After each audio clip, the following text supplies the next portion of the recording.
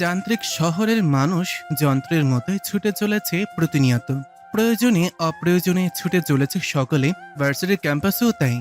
কিছু শিক্ষার্থী ছুটে চলেছে ক্লাস অ্যাটেন্ড করার জন্য, আর কেউ বা বাড়ি ফেরার তাড়ায়। পুরো ক্যাম্পাস জুড়ে ছড়িয়ে ছিটিয়ে আছে শিক্ষার্থীরা। ক্লাস টাইম শেষ করে অনেকেই গ্রুপ ধরে বসে রয়েছে মাঠের সবুজ ঘাসের ওপর। নিত্যদিনের মতো অনেকে গানও ধরেছে, তবে অন্য সকল দিনের মতন আজ আর সেসব মন করল না রাফিদের। ভাদ্র মাসের গরমে নাজেহাল অবস্থা সকলের। তিন বন্ধু বটগাছতলায় বসে আছে। বেশ কিছুক্ষণ যাবৎ ইফতি আর সাদি খেয়াল করছে তাদের প্রিয় বন্ধুর মুখে আজ কোনো রা নেই। কারণ জানতে চেয়েও বেশি সুবিধা করতে পারছে না তারা। হুট করে এক মেয়ে দৌড়ে উপস্থিত হয় সেখানে। পানি পানিতে ইফতি, পানিতে। কপাল কুঁচকে পানি এগিয়ে দেয় ছেলেটা। সাদি বলল, হাঁপাচ্ছিস কেন? কি হয়েছে? দৌড়াতে হবে কেন? হেঁটে তো আসতে পারিস গাধি।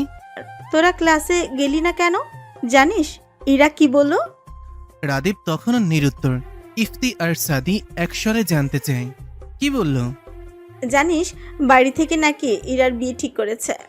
ইরা তুখোর ছাত্রী, তার পরিবার বেশ শিক্ষিত। এখনই তার বিয়ে ঠিক করার কথা না। কি, কার সাথে, কবে, কখন? এ প্রশ্ন শুনে আঁকি মাথা চুলকায়। এই রে, সে তো আগে পিছে কিছু না শুনে এসে পড়েছে। মানে আমি তো বিয়ের কথা শুনি দৌড়ে এলাম তোদের জানাতে। কথা শোনা মাত্রই মাথায় গাঁটটা মারল ইফতি। শুধু শুধু কি তোকে গাধি বলি? সাদি বিরক্ত হয় ওদের কাণ্ডে, এগিয়ে যায় রাদিফের সামনে। কিরে, ইরার নাকি বিয়ে ঠিক হয়েছে? জানিস কিছু তুই? ছেলেটা তবুও চুপ। এবার খেপে গেল ইফতি।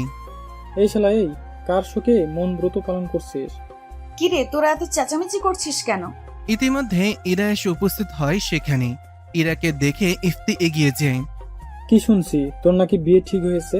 কার সাথে, কেমনে কি মামা? ইরা তাকায় বটগাছতলায় বসে থাকা রাদিফের দিকে। ছেলেটা এদের কিছু বলেনি। ছোট এক শ্বাস ফেলে কিছু বলতে যাবে তার আগেই, কেন করলি এমনটা ইরা? তুই তো আমার দিকটা বুঝতে পারতিস, নিজ থেকে না করে দিতে পারতিস। জানিসই তো বাবার সামনে আমার কথা খাটে না।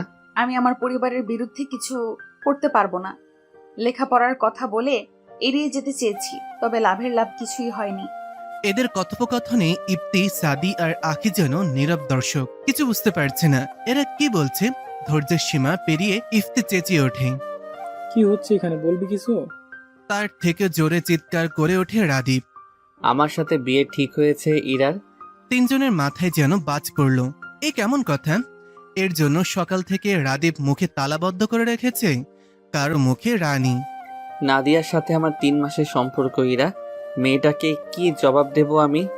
এই সিরিয়াস মুহূর্তে নাদিয়ার কথা ওঠায় তেলে বেগুনে জ্বলে ওঠে সাদি। তুই ওই নাদিয়া পাদিয়ার সাথেই ইরার তুলনা করছিস? তোর প্রাণপ্রিয় সাদিয়া কতটা ধরে কতটা ছাড়া হিসাব আছে? রাদীপ রাগ করে কিছু বলতে যাবে, কিন্তু ইরা থামিয়ে দেয়। দেখ রাফিদ, তোর আর নাদিয়ার সম্পর্কের কথা চিন্তা করেই আমি না করতে চেয়েছিলাম, কিন্তু রফিকুল চাচু আর বাবা নাকি আমাদের ছোটবেলাতেই বিয়ে ঠিক করে রেখেছিল। এরপর তো আর কথা চলে না। রাদীপ কিছু বলে না। রাদীপের মুখাবয়ব দেখে ইরার মন আকাশে মেঘ জমে। রাদীপের বাবা আর ইরার বাবা বন্ধু, সেই কারণেই রাদীপ আর ইরা ছোটবেলার বন্ধু। ছোটবেলায় রাদীপ আর ইরার বিয়ে ঠিক করে রাখা হয়েছিল, তবে তারা দুজন জানতই না এই বিষয়ে। রাদীপ আর ইরা ছোটবেলা থেকেই খুব ভালো বন্ধু, যাকে বলে বেস্ট ফ্রেন্ড। ইরার ভাবনার মাঝে ভেসে আসে রাদীপের কণ্ঠ। দেখ ইরা, তুই আমার বেস্ট ফ্রেন্ড। ছোটবেলা থেকেই আমরা বন্ধু। অন্য নজরে কখনো দেখিনি তোকে। নাদিয়াকে পছন্দ করতাম, এখন ওর সাথে সম্পর্ক। তুই কি সাজিয়াকে ভালোবাসিস? রাদীপকে কথা শেষ করতে না দিয়ে ইরা প্রশ্ন করে। ইরার এহেন প্রশ্নে রাদীপ চুপ করে যায়। নাদিয়া মেয়েটাকে ফার্স্ট দেখে ভালো লেগেছিল তার, পরে প্রেমের প্রস্তাব দিলে রাজি হয়ে যায় মেয়েটা। রাদীপ তো নিজের মধ্যে নাদিয়ার জন্য ভালোবাসা অনুভব করেনি কখনো। ইরা নিজের প্রশ্নের জবাব না পেয়ে বলতে থাকে, দেখ রাফিদ, নিজেকে সময় দে। তুই কি নাদিয়াকে সত্যিই ভালোবাসিস? যদি তাই হয়, আমি যে কোনো মূল্যে বিয়েটা ভেঙে দিব। বলেই আর দেরি না করে ব্যস্ত পায়ে হাঁটা ধরে। এখানে তার দম বন্ধ হয়ে আসছে। সাদি তাকিয়ে থাকে ইরার যাওয়ার পানি। আর কেউ জানুক আর না জানুক, সে তো জানে ইরা সে স্কুল জীবন থেকে রাদীপকে পছন্দ করে। রাদীপ, বিয়েতে তোর আপত্তি থাকলে করিস না, তবে নাদিয়া মেয়েটা ভালো না। এতদিন ভেবেছি তুই টাইম পাস করছিস, এইভাবে কিছু জানাইনি। কি প্রমাণ আছে তোর কাছে?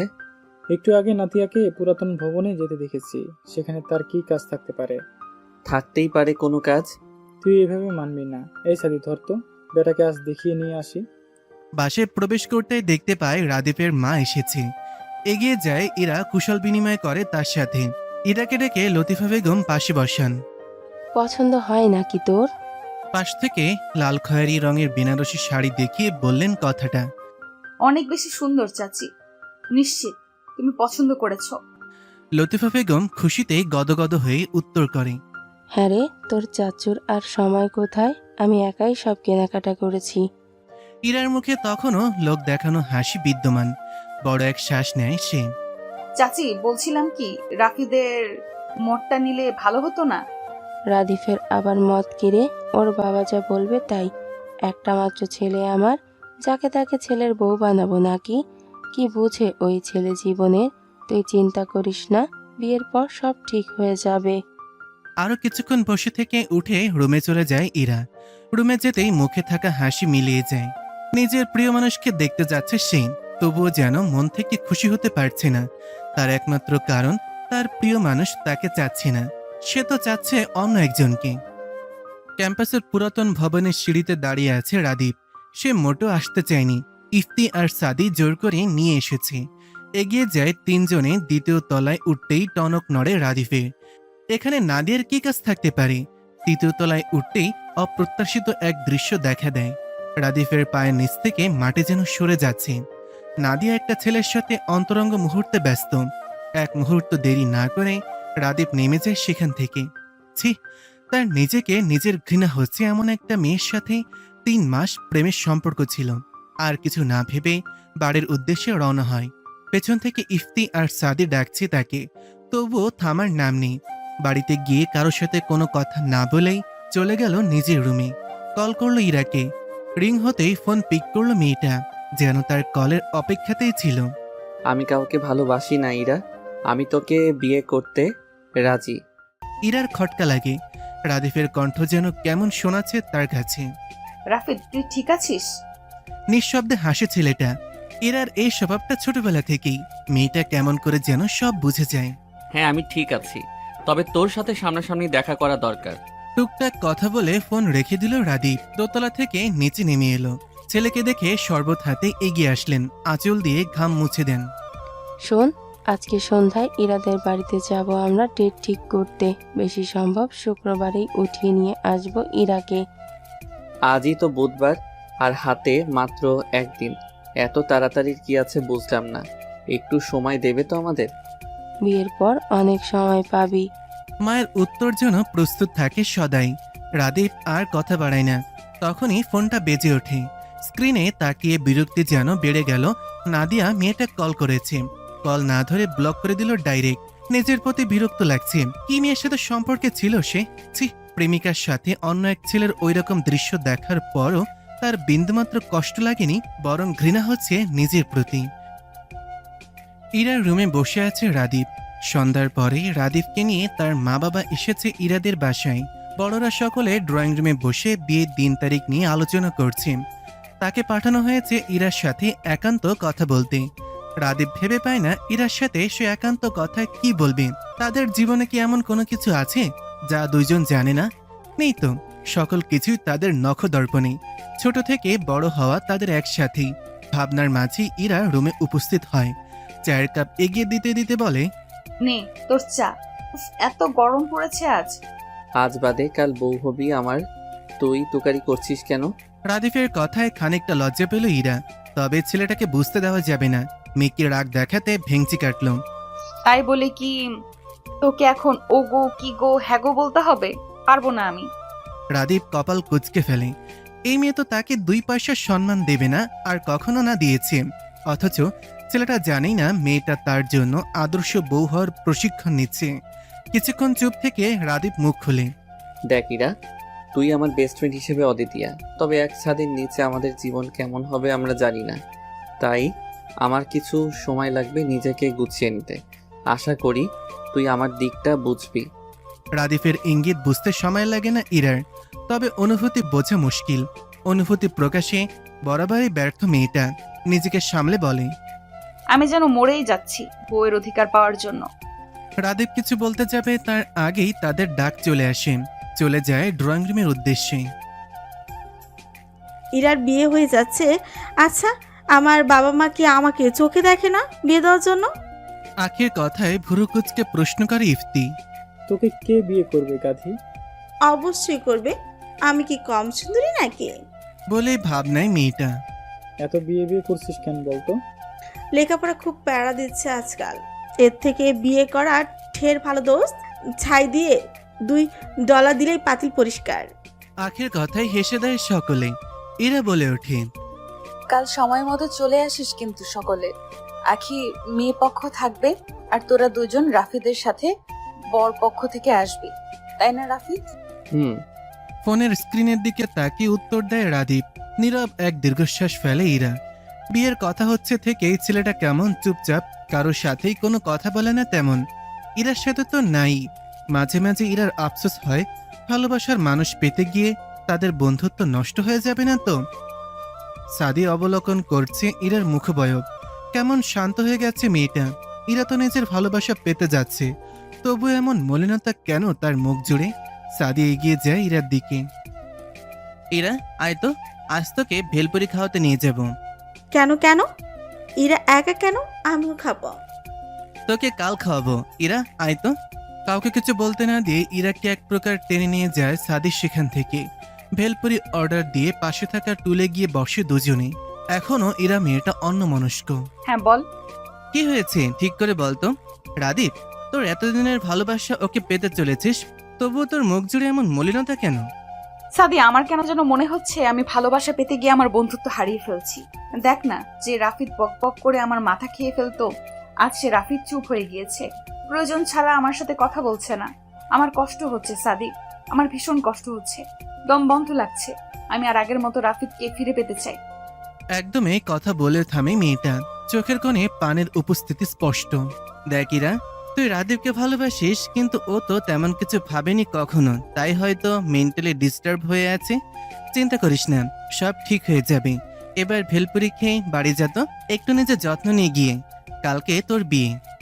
ইরা জানে সাদি তাকে স্বাভাবিক করার জন্য কথাগুলো বলছে, তবুও স্বভাবস্বরূপ হাসলো খানিকটা। সাদি রিক্সা ঠিক করে দিল। ইরা রওনা হলো বাড়ির উদ্দেশ্যে। মন প্রাণ যাচ্ছে যেন সাদির কথা মতন সব ঠিক হয়ে যায়। এতগুলো বছর নিজের অনুভূতি লুকিয়ে রেখেছে শুধুমাত্র তাদের বন্ধুত্বে, যাতে কোনো ফাটল সৃষ্টি না হয়। রাদীপকে নিজের করে পাওয়ার থেকে যে বন্ধুত্বটা টিকিয়ে রাখা বেশি গুরুত্বপূর্ণ ইরার কাছে।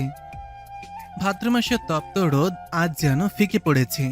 সকাল থেকে আকাশ জুড়ে মেঘের বিচরণ। ঝিরিঝিরি বৃষ্টি হচ্ছে বেশ কিছুক্ষণ হলো। লাল খয়েরি বেনারসি পরে বউ সেজে বসে আছে ইরা, মুখে হালকা প্রসাদনের ছোঁয়া। মুখ দেখে তার অনুভূতি বোঝার উপায় নেই, নিত্যদিনের মতোই। জুমার নামাজ পড়েই রাদীপের বাড়ি থেকে বরযাত্রী আসবো ইরাদের বাড়ি। ইরা জানে না রাদীপের মনোভাব। ওই দিনের পর আর তেমন কথা হয়নি দুজনের। সে আপাতত একা বসে রয়েছে তার রুমে। ইরার বোন ইলা আর আকি মিলে গেট ধরবে, সেই প্রস্তুতি নিচ্ছে। ইরার ভাবনার মাঝেই হন্তদন্ত হয়ে ঘরে প্রবেশ করে ইলা। আপু, রাদীপ ভাইয়াকে শুভ্ররাঙা পাঞ্জাবিতে যা লাগছে না, তুই দেখলে টাসকে খেয়ে যাবি। ইলার কথায় আনমনেই হাসে ইরা। ছেলেটাকে আজ বুঝি বেশি সুন্দর লাগছে।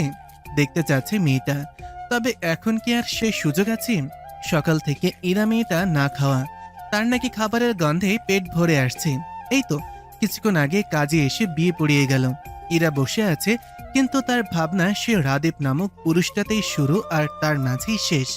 তার ভাবনার মাঝেই রাদীপকে তার রুমে নিয়ে আসা হলো। ইরা কল্পনা করতে লাগলো, ইস, ছেলেটাকে এত মারাত্মক লাগছে কেন? নাকি শুধু তার চোখেই ছেলেটা অতিমাত্রায় সুদর্শন?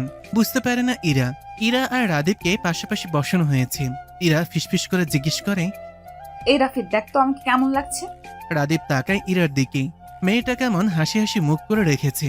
সৌন্দর্যের দিক থেকে মেয়েটা নিতান্তই সাদামাটা, তবু আজ ভিন্ন রকম সুন্দর লাগছে রাদীপের কাছে ইরাকে। এটা কি তিন কবলের টান? হয়তো তাই। ঘর জুড়ে রজনীগন্ধা আর গোলাপ ফুলের গন্ধে মৌ মৌ করছে। বিছানার মাঝখানে ইরাকে বসিয়ে রেখে গেছে আখি। এখন তার কেমন অনুভূতি হওয়ার কথা বা কেমন অনুভূতি হচ্ছে কিছুই যেন ঠাওর করে উঠতে পারছে না মেয়েটা। আচ্ছা, রাদীপের অনুভূতি কেমন হবে তাকে এই রূপে দেখে? সে কি প্রেমিক পুরুষের মতন বুকে হাত দিয়ে পড়ে যাওয়ার অভিনয় করে হাসানোর চেষ্টা করবে আমাকে? নিজের ভাবনার মাঝেই হেসে ওঠে। আদৌ কি তা সম্ভব? ছেলেটা তো তার সাথে কথাই বলে না। সং সেজে বসে আছিস কেন? তোর কি বাসর করার শখ হয়েছে? চমকে দরজায় তাকায় ইরা। রাদীপ দাঁড়িয়ে নিজের ভাবনায় এতটাই মশগুল মেয়েটা যে রুমে কারো উপস্থিতিও টের পায়নি। সেজন্য ঠিকঠাক শুনতেও পায়নি ছেলেটা কি বলছে তাকে। কি বললি? শুনতে পাইনি। এই তুই আমার সাথে তুই তুকারি করছিস কেন? তুই না আমার বিয়ে করা বউ? বিয়ে করা বউকে কেউ এত রাত অব্দি অপেক্ষা করায়? কিছুটা দমে গেল রাদীপ। হ্যাঁ তাই তো, রাত 1টা বাজতে চললো তো ঘুমিয়ে যেতে আমি কি মানা করেছি? এত কথা না বাড়িয়ে ওয়াশরুমে যা, নর্মাল কাপড় পরে আয়। ইরা বিনা বাক্যে নেমে যায় ফ্রেশ হতে। রাদীপের ফোনটা সেই কখন থেকে বেজে চলেছে।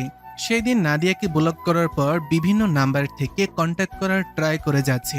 রাদীপ ফোন বন্ধ করে রেখে দেয়। সবকিছু নিয়ে যেন সে মেন্টাল ট্রমার মধ্যে দিয়ে যাচ্ছে। পাশে থাকা ইরার ফোনটা বেজে ওঠে। তাদের ফ্রেন্ড গ্রুপ থেকে কল এসেছে।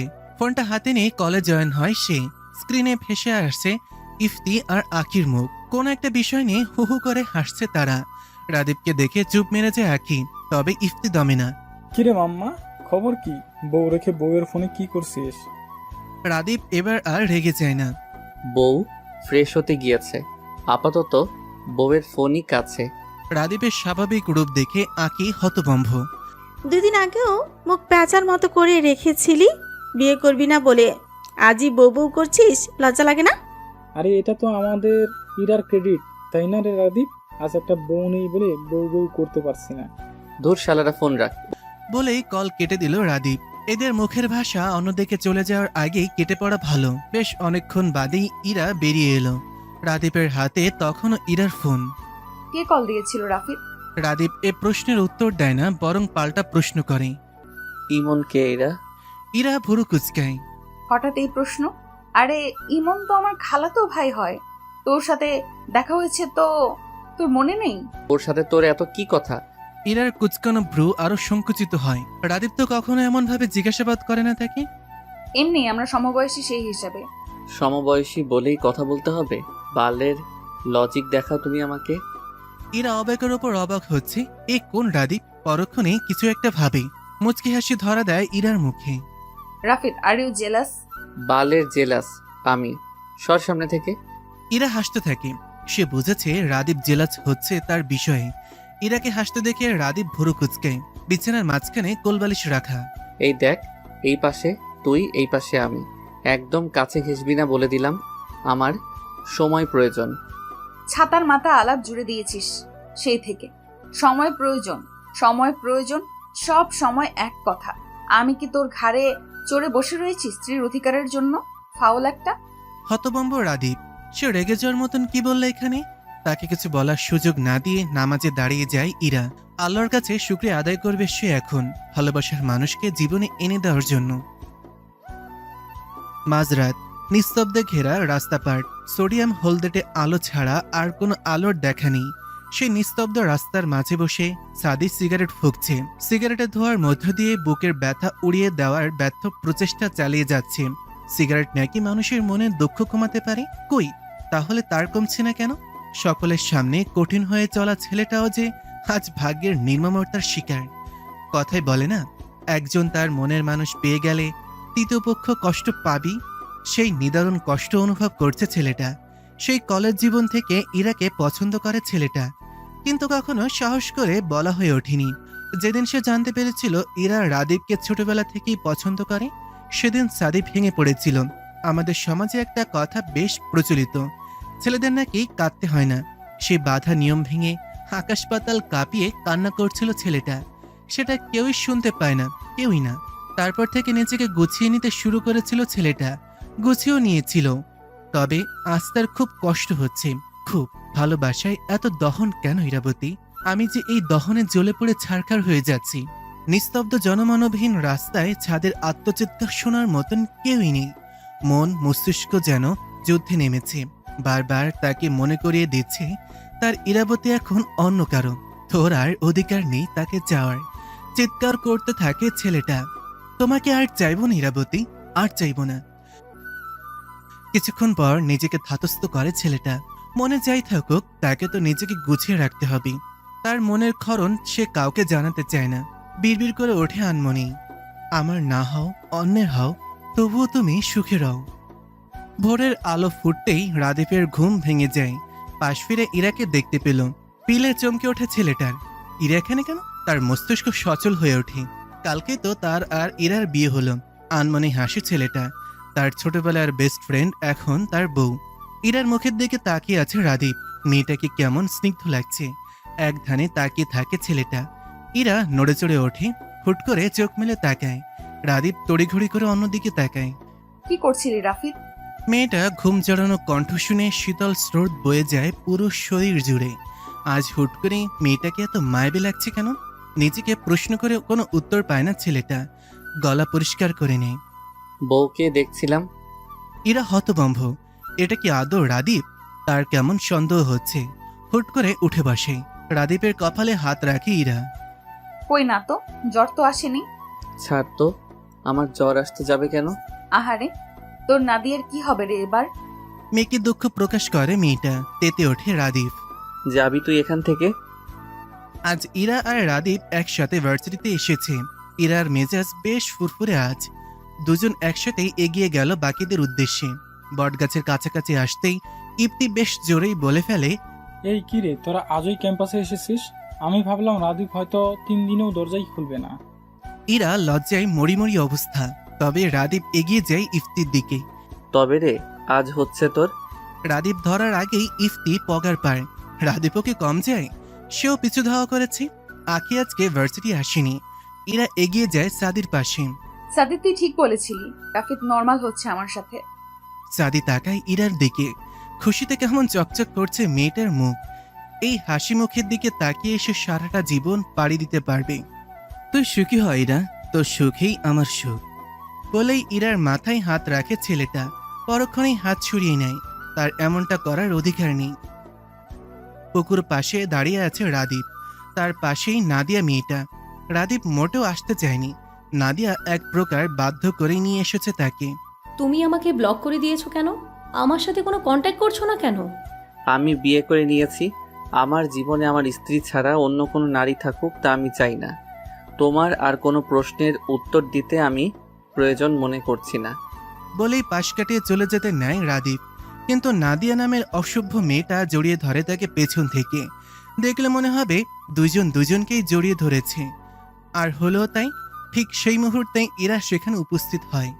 আগে পিছু কিছু না দেখে সেই মুহূর্ত দেখেই থমকে যায় ইরার পৃথিবী। আর এক মুহূর্ত দেরি না করে চলে যায় সেখান থেকে। আর একটু সময় থাকলে হয়তো রাদীপের দেওয়া চরটাও দেখতে পারত। একটু দেরি করলে হয়তো নিজেদের মধ্যে ভুল বোঝাবুঝি তৈরি হতো না। ইরা কোথায়? পুকুর পাড় থেকে এসে ইরাকে না দেখে প্রশ্ন করে রাদীপ। তার প্রশ্নে ভুরু কুচকায় সাদি। ইরা তো পুকুর পাড়ের দিকে গেল, দেখা হয়নি তোর সাথে? রাদীপের মস্তিষ্ক সেকেন্ডেই ধরে ফেলে সম্পূর্ণ বিষয়। ইরা তাহলে কি সেখানে ছিল? ইরা কি তাকে ভুল বুঝলো? Shit shit. ব্যস্ত পায়ে নিজের রুমে প্রবেশ করে রাদীপ। ইরা নিচের ফ্লোরে বসে হাঁটুতে মুখ গুজে বসে আছে। কেঁপে কেঁপে উঠছে খানিক বাদে বাদে। স্পষ্ট বোঝা যাচ্ছে মেয়েটা কান্না করছে। রাদীপ এগিয়েছে। ইরা, এইরা আমাকে ভুল বুঝছিস তুই? রাদীপের কথায় মুখ তুলে তাকায় ইরা। ইরা সে বিধ্বস্ত মুখ দেখে রাদীপের বুক ধক করে উঠে যেন। ইরা, আমাকে ক্লিয়ার করার সুযোগ।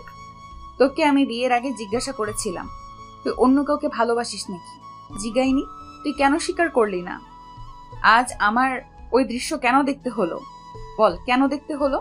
শেষের কথাগুলো চিৎকার করে বলতে থাকে ইরা। সে যেন এখন নিজের মধ্যে নেই। রাদীপকে কিছু বলতে না দিয়ে আবার বলা শুরু করে। তুই যদি একবার স্বীকার করতি তুই অন্য কাউকে ভালোবাসিস, আমি কখনো তোর জীবনে আসতাম না। তুই কেন বললি না আমাকে? ইরা, আমার সাথে ওর কোনো সম্পর্ক নেই। সম্পর্ক নেই? তোকে মেয়েটা জড়িয়ে ধরলো আর তুই বলছিস সম্পর্ক নেই? এবার গতি হারালো রাদীপ। এত রিয়াক্ট করার কিছু দেখছি না ইরা, তুই বেশি বেশি করছিস। ওর সাথে সম্পর্ক ছিল, আজ শেষ করে দিয়ে এসেছি। হুট করেই ইরা হাসতে থাকে, যেন পৃথিবীর সবচেয়ে মজার জোকস শুনেছে সে। হাসতে হাসতেই বলতে থাকে, হ্যাঁ তুই ঠিক বলেছিস, আমিই বেশি রিয়েক্ট করছি। জানিস রাফিদ, বিয়ের আগে আমার কোনো অধিকার ছিল না। তোকে অন্য কারোর সাথে দেখেও কিছু বলতে পারিনি, আর না পেরেছি নিজের মনের কথা তোকে জানাতে। কিন্তু এখন তো আমার পূর্ণ অধিকার আছে রাফিদ। তোকে নিজের করে পাওয়ার পর নিজ থেকে একটা অধিকার বোধ জন্মেছে তোর প্রতি। রাদীপ কিছু বলতেই মুখ খুলবে তার আগেই হুম, রাফিদ আজকে বলে দে আমায়, তোকে আমি সেই স্কুল জীবন থেকে ভালোবাসি রাফিদ।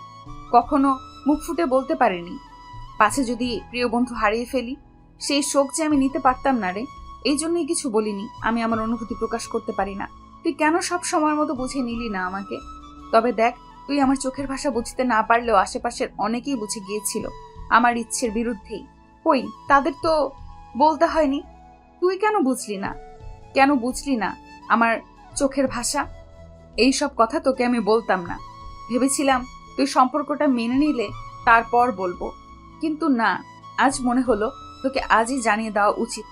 এরপর যদি আর সুযোগ না পাই, আমি আফসোস নিয়ে মরতে চাই না। রাদীপ কিং কর্তব্য বিমূঢ়, তার চোখে মুখে বিস্ময়। ইরা তাকে ভালোবাসে? একটু আগে কি বলল ইরা? সে কি ঠিক শুনেছে? এটা কিভাবে হয়? এত বছরও কি সে ইরাকে বুঝতে ব্যর্থ? হাজার খানেক প্রশ্ন তার মনে ঘুরপাক খাচ্ছে। তার মাঝেই ভেসে আসে ইরার কণ্ঠ। একদিন তোকে প্রান্তরেখার পথিক বানিয়ে চলে যাব বহু দূরে। সেই দিন তুই খুব করে চাইলেও আমাকে আর পাবি না। বলে চলে যেতে নেয় সেখান থেকে। তার আগেই রাদীপ ইরার হাত ধরে ফেলে। রাফিদ ছাড়, আমি একা থাকতে চাই। হাত ছাড়ে না, বরং আরো নিজের কাছে আনে ইরাকে। এতদিন কেন মনের কথা জানাসনি? ইরা কথা বলে না, চোখ দিয়ে অনর্গল পানি পড়ছে মেয়েটার। রাদীপ আরেকটু কাছে নিয়ে আসে ইরাকে। মেয়েটা ছাড়া পাওয়ার জন্য ছটফট করছে। খুব তো ভালোবাসি করছিস, আমার ভালোবাসার গভীরতা সহ্য করতে পারবি তো? ইরা মুখ তুলে তাকায় রাদীপের দিকে। ছেলেটার গরম নিঃশ্বাস আশ্রয় পড়ছে তার মুখে। রাদীপের কথা তার মাথায় বাজছে। কি বলল ছেলেটা? ভালোবাসার গভীরতা মানে? তার ভাবনার মাঝে রাদীপ ইরার কানে ফিসফিস করে, আমি ছুঁয়ে দিলে সামলাতে পারবি তো নিজেকে? বাবার অফিসে টুকটাক কাজ গুছিয়ে নিচ্ছে রাদীপ। যতই হোক বইয়ের হাতের খরচের টাকা বাবার কাছ থেকে নেওয়াটা তার আত্মসম্মানে পাচ্ছে। তাই সে ঠিক করেছে এখন থেকে বাবার ব্যবসায় হাত লাগাবে। সেই অনুযায়ী তার বাবার বিয়ের কাছ থেকে কাজ বুঝে নিচ্ছে। ঘড়িতে নজর বুলালো একবার। রাত 8:56। ঝটপট সব কাজ গুছিয়ে বাইক নিয়ে বেরিয়ে পড়ল বাড়ির উদ্দেশ্যে। বাড়িতে পৌঁছে সিঁড়ি দিয়ে উপরে উঠতে নিয়ে দেখা হয় তার মায়ের সাথে। ইরা দুপুরে খায়নি, শত জোর করেও খাওয়াতে পারিনি। তপ্ত এক শ্বাস ফেলে রাদীপ। তুমি একটা প্লেটে খাবার বেড়ে রাখো, আমি আসছি। রুমে ঢুকে চোখে পড়ল ইরাকে। বইয়ে মুখ ডুবিয়ে বসে রয়েছে। রাদীপ এগিয়ে গিয়ে নিজের ফোনে একটা ভিডিও অন করে ইরার সামনে ধরে। নাদিয়া মেয়েটার সাথে রাদীপ যখন পুকুর পাড়ে কথা বলছিল সেই সময় সিসিটিভি ফুটেজ। এটা জোগাড় করতে ছেলেটা সারা বিকাল ক্যাম্পাসেই ছিল। ভিডিওতে রাদীপের চড়মারা সিনটা স্পষ্ট। ইরা রাদীপের দিকে তাকায়। মুখে বললে বিশ্বাস করবি না বলেই ভিডিও জোগাড় করে আনলাম। এবার বল, আমাকে ভুল বোঝার অপরাধে তোকে কি শাস্তি দেওয়া যায়? ইরা নিশ্চুপ। রাদীপকে ভুল বোঝা উচিত হয়নি। সে তো জানে রাদীপ কেমন ছেলে, তবুও। আমি সরি। বালের সরি তোর কাছেই রাখ, যা চোখ মুখে পানি দিয়ে আয়। ইরা সোফার ওপর আয়েশ করে বসে আছে। রাদীপ খাবার নিয়ে এসেছে নিচ থেকে। মেয়েটা কিছু বলার আগেই রাদীপ ইরার মুখের সামনে ভাতের লোকমা। ইরা চোখ তুলে তাকায় রাদীপের দিকে। তাকিয়ে রয়েছিস কেন? আগে কি কখনো খাওয়াইনি তোকে? হ্যাঁ দিয়েছিস, তবে চুপচাপ খা মেরিমা। খাওয়ানোর শেষ পর্যায়ে ইরা খেয়াল করে রাদীপ কেমন মিটিমিটি হাসছে। হাসছিস কেন ওভাবে? ইরা আমার না ভেবে কেমন হাসি পায়। ছোটবেলায় তোর নাক দিয়ে পানি পড়তো সেই ইরা এখন আমার ঘরের বউ। তেলে বেগুনে জ্বলে ওঠে ইরা। তুই যে ছোটবেলায় প্যান্ট ছাড়া ঘুরে বেড়াতিস, প্যান্ট পরে পটি করে দিতিস, বলবো আমি সেসব? ইরার বাচ্চা। ও হ্যালো, আমি ইরার বাচ্চা নেই কোনো। দুষ্টু হাসি ফুটে ওঠে রাদীপের মুখে। সে ফিসফিস করে বলে, তুই চাইলে আসতেই পারে, আমার প্রবলেম নেই। বিয়ে করবি না করে মাথা খেয়েছিস, এত সহজেই ভুলে গেলি? এখন খুব শখ না? অসভ্য। রাদীপ প্রত্যুত্তর করার আগেই ইরার মুঠোফোন বেজে ওঠে। আখি কল করেছে। এই সময় তো আখির কল করার কথা না। সৎপাস না ভেবে কল ধরল ইরা। রাদিফ কোথায়? ইরা, রাদিফ কোথায়? রাফি দেখা নেই। কি হয়েছে আখি? কাঁদছিস কেন? ইরা, রাদিফকে একটু বল না ইফতির কাছে যেতে। ও তো পাগলামি করছে। চট করে মাথা তুলে তাকায় রাদিফের দিকে। আজ তো 8 তারিখ, রাত 12টার পরেই 9 তারিখ। আখি, এই আখি, তুই সামলা নিজেকে। আমি যাচ্ছি, সাদিকে নিয়ে এক্ষুনি যাচ্ছি। শুনছেন নিস্তব্ধ রাস্তা। দূর কোথাও থেকে ভেসে আসছে কুকুরের হাঁক ডাক। সেই নিস্তব্ধতায় ঘেরা রাস্তা দিয়ে এগিয়ে যাচ্ছে ইফতি। তার হাতে এক গুচ্ছ লাল গোলাপ, আরেক হাতে একটা বিড়াল সম্পূর্ণ সাদা রঙের। আরো কিছুটা এগিয়ে গিয়ে ছেলেটার পা থেমে যায়।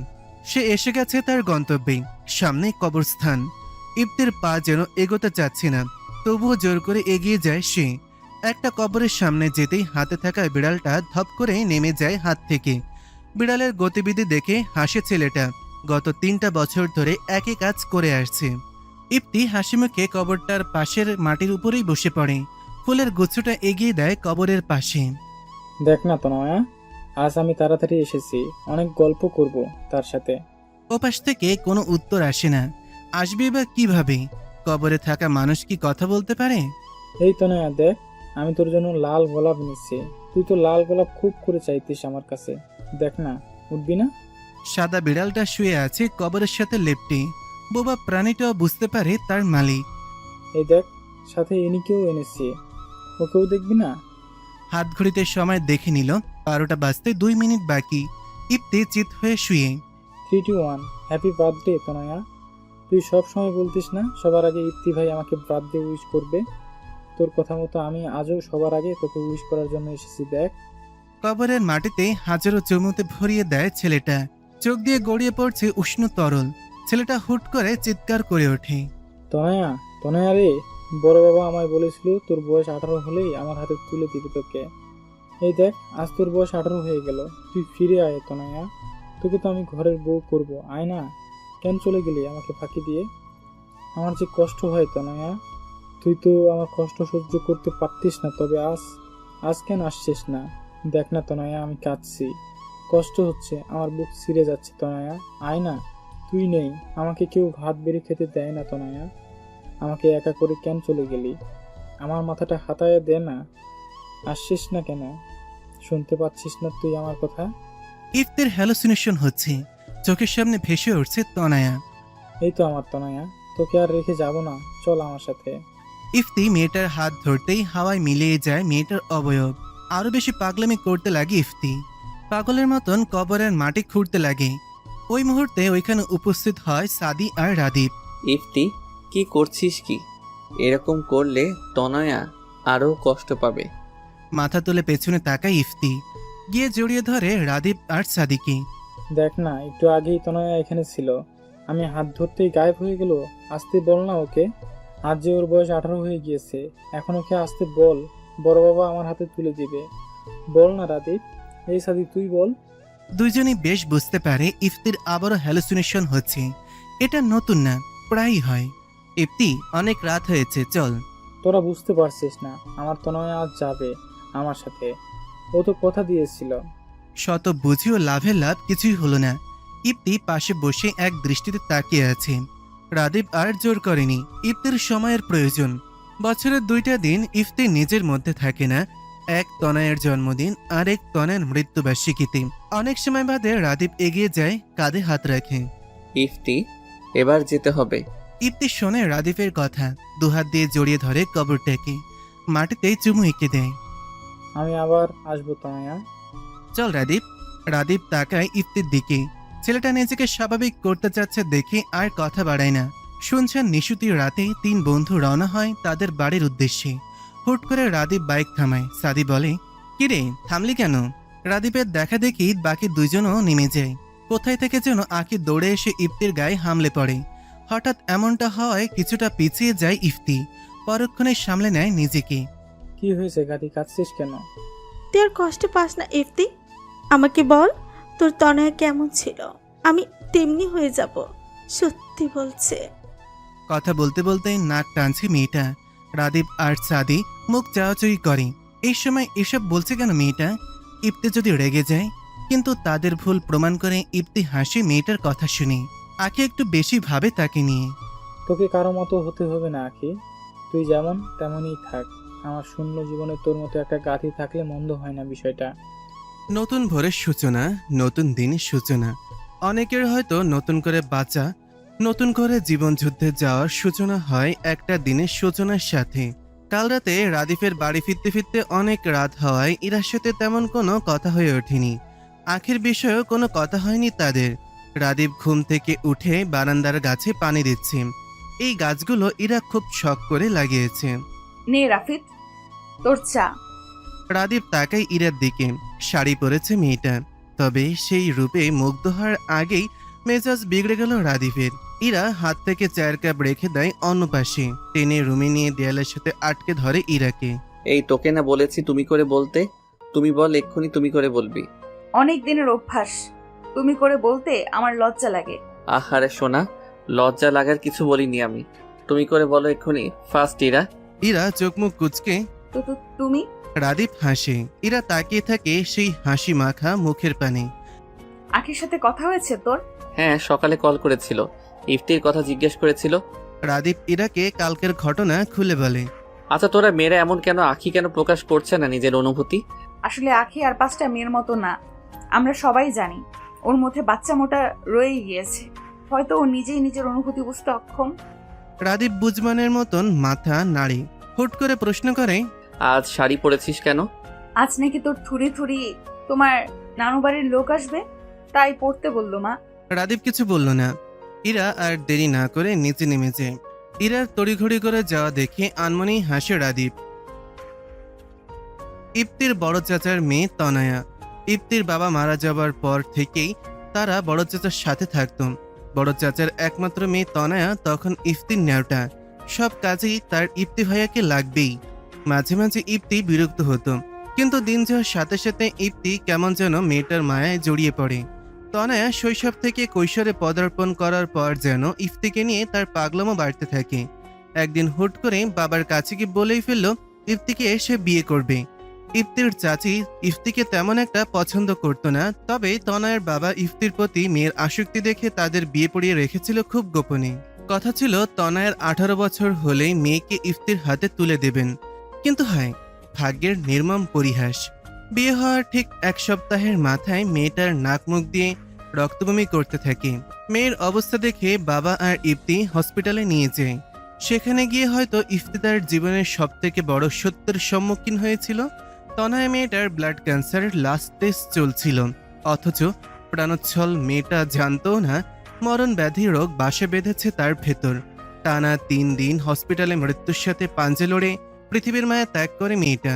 মৃত্যুর দ্বার প্রান্তে এসো মেয়েটা শক্ত করে ধরে রেখেছিল ইফতির হাত। তার শেষ কথা ছিল, ইফতি ভাই, আমি চাই আমার অবর্তমানে তোমাকে কেউ যত্ন করুক। আমি তোমার প্রথম স্ত্রী হিসেবে তোমাকে অনুমতি দিলাম বিয়ে করার।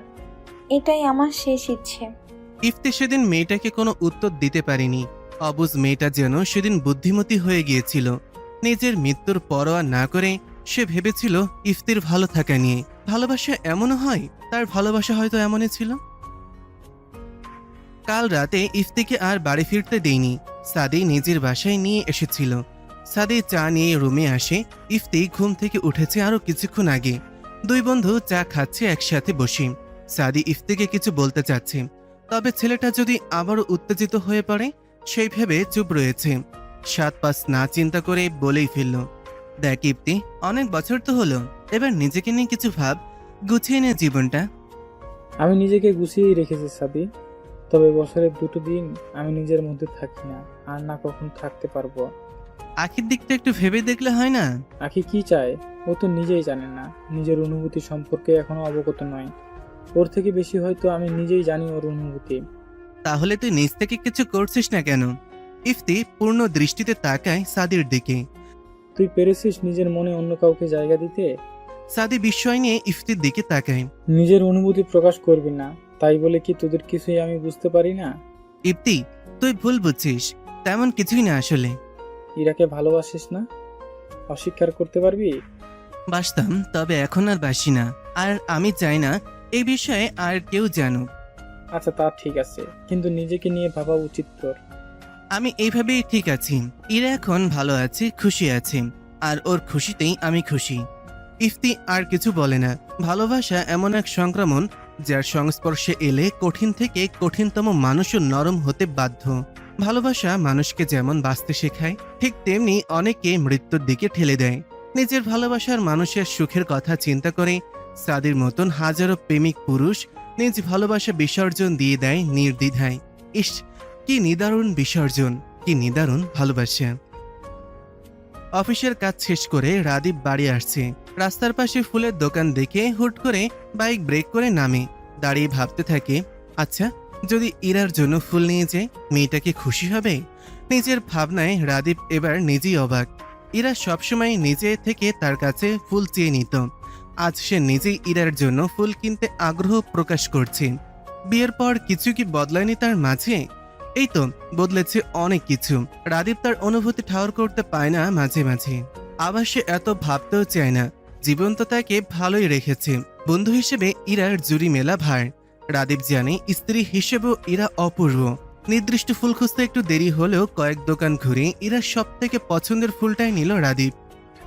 ইরা গুনগুন করে গান গাইছে আর বিছানা ঠিক করছে। একটু আগে তাদের বন্ধুদের গ্রুপে কথা হয়েছে। ইফতি নিজেকে সামলে নিয়েছে, আর আখি সে তো আগের মতোই। কখন কি করে সে নিজেই বুঝে না। আনমনেই হাসি ইরা। বন্ধুদের মধ্যে আখির বিষয়ে সকলেই জানে যে ইফতিকে সে পছন্দ করে, শুধু মেয়েটা কখনো তা স্বীকার করে না। হাতের কাজ শেষ করে ড্রয়িং টেবিলের সামনে যেতেই তার নাকে এক সুন্দর সুবাস আসে। খুশি হয়ে যায় মেয়েটা। এটা তো দোলন চাপার ঘ্রাণ। পরক্ষণে মেয়েটা ভীত হয়। আশেপাশে তো দোলন চাপা ফুলের গাছ নেই। এত রাতে সে ফুলের ঘ্রাণ পাচ্ছে কেন? দরজা ভেতর থেকে লাগানো। রাদীপ দরজা নক করে, তবে কোনো সাড়া নেই। আবার দরজা নক করবে তার আগেই দরজার লক খুলে যায়। ইরা চোখ মুখ খিচে এক প্রকার চেঁচিয়ে ওঠে, ভূত ভূত। ইরা, ভূত কোথায় দেখলি? এটা তো আমি। রাদীপের কথা শুনে যেন প্রাণ ফিরে পায় মেয়েটা। তুই এসেছিস, এত দেরি করলি কেন? জানিস একটু আগে তেনারা দোলন চাপা ফুলের গ্রান নিয়ে এসেছিল। রাদীপের ভুরু কুচকে যায়। তার আনা দোলন চাপা ফুলের ঘ্রাণ পেয়েছে ইরা, সে সেটা নিশ্চিত। তবে তেনারা? এই মেয়ে আস্ত এক ভীতু। পেছনে রাখা হাতটা বাড়িয়ে দেয় ইরার সামনে। তুই এসেছিস দোলন চাপা? সত্যি তুই এনেছিস আমার জন্য?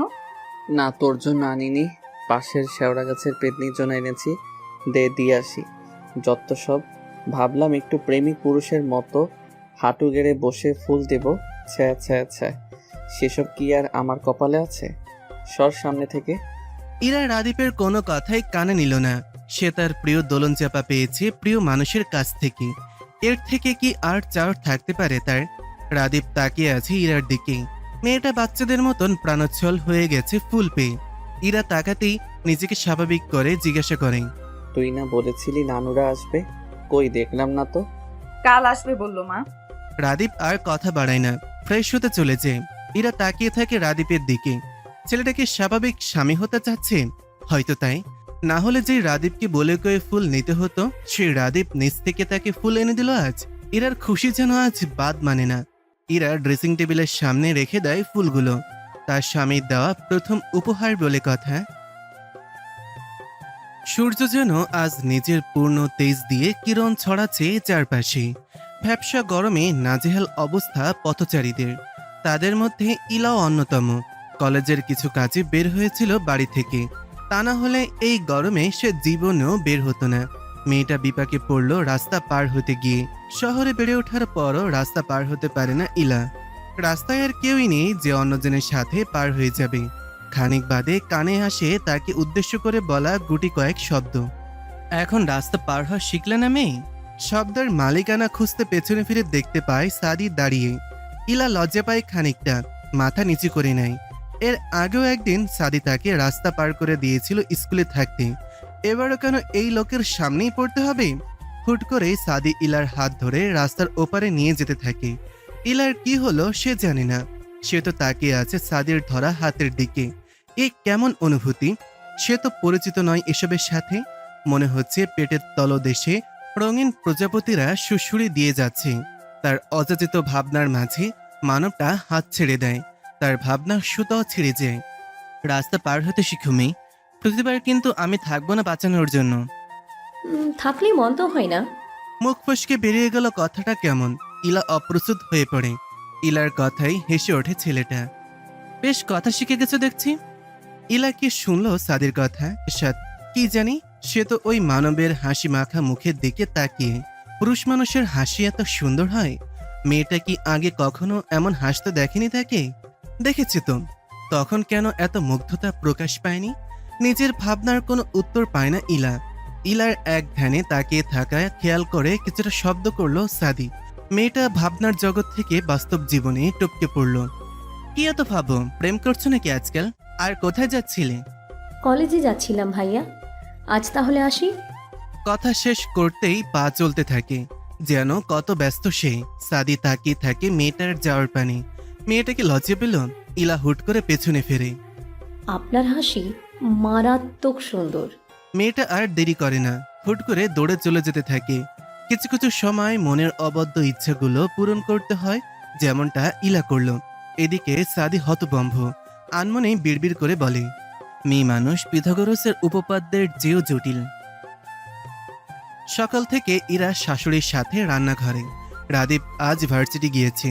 রাদীপের নানু বাড়ির সবাই আসবে আজ নতুন বউ দেখতে। সেই সুবাদে ইরার বাড়ির সবাইকেও দাওয়াত করা হয়েছে আজ। রাদীপ আসার সময় ইফতি, সাদি আর আকিকে সাথে করে নিয়ে আসবে। সেসবে তোড়জোড় চলছে সকাল থেকে। সব রান্না রাদীপের মা একা হাতে করলো, ইরা হাত লাগিয়েছে তাতে। রান্নার কাজ প্রায় শেষের দিকে, তখন ডোরবেল বেজে ওঠে। লতিফা বেগম ব্যস্ত পায়ে ছুটে গেলেন। ইরাও বেরিয়ে এলো রান্নাঘর থেকে। হাঁটো ছুঁই ছুঁই ওয়েস্টার্ন ড্রেস পরা এক মেয়ে জড়িয়ে ধরে আছে লতিফা বেগমকে। ইরাকে দেখে লতিফা বেগম কাছে ডাকলেন। ইরা এদিকে আয়, পরিচয় করিয়ে দেই। ও হচ্ছে আমার ভাইয়ের মেয়ে লিজা।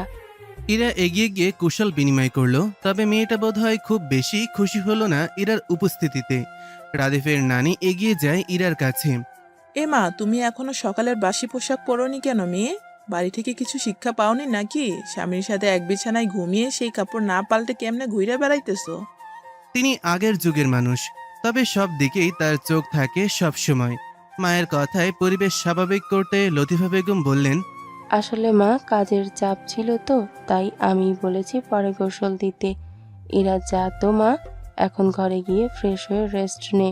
রাদিফের নানু বাঁকা চোখে তাকালেন ইরার দিকে। তার নজর বুঝিয়ে দিচ্ছে তিনি মোটেও ইরাকে পছন্দ করছেন না। শাশুড়ির আদেশ পাওয়া মাত্রই আর দেরি করে না ইরা। এখান থেকে গেলে যেন হাঁপ ছেড়ে বাঁচবে সে। বাড়ি থেকে আমার বিয়ের কথা বলছে। কালে হাত দিয়ে মন মরা হয়ে কথাটা বলে আখি। আখির কথায় ছোটখাটো একটা বিস্ফোরণ ঘটে গেল ইফতির বুকে। বিয়ের কথা বলছে মানে? মামার বাড়ির আবদার নাকি? যে সে যাকে নিয়ে খুশি হতে চাইবে সেই চলে যাবে? এবার আর কিছুই যেতে দেবে না সে। আখিকে তার লাগবেই। ওই গাধিটার ভিত্তিহীন কথাবার্তা না শুনলেই তার জীবন তো অচল হয়ে পড়বে। তবুও ইফতি চুপ করে থাকে। ইফতিকে চুপ করে থাকতে দেখে সাদি মুখ খুলে। তা মন খারাপ কেন?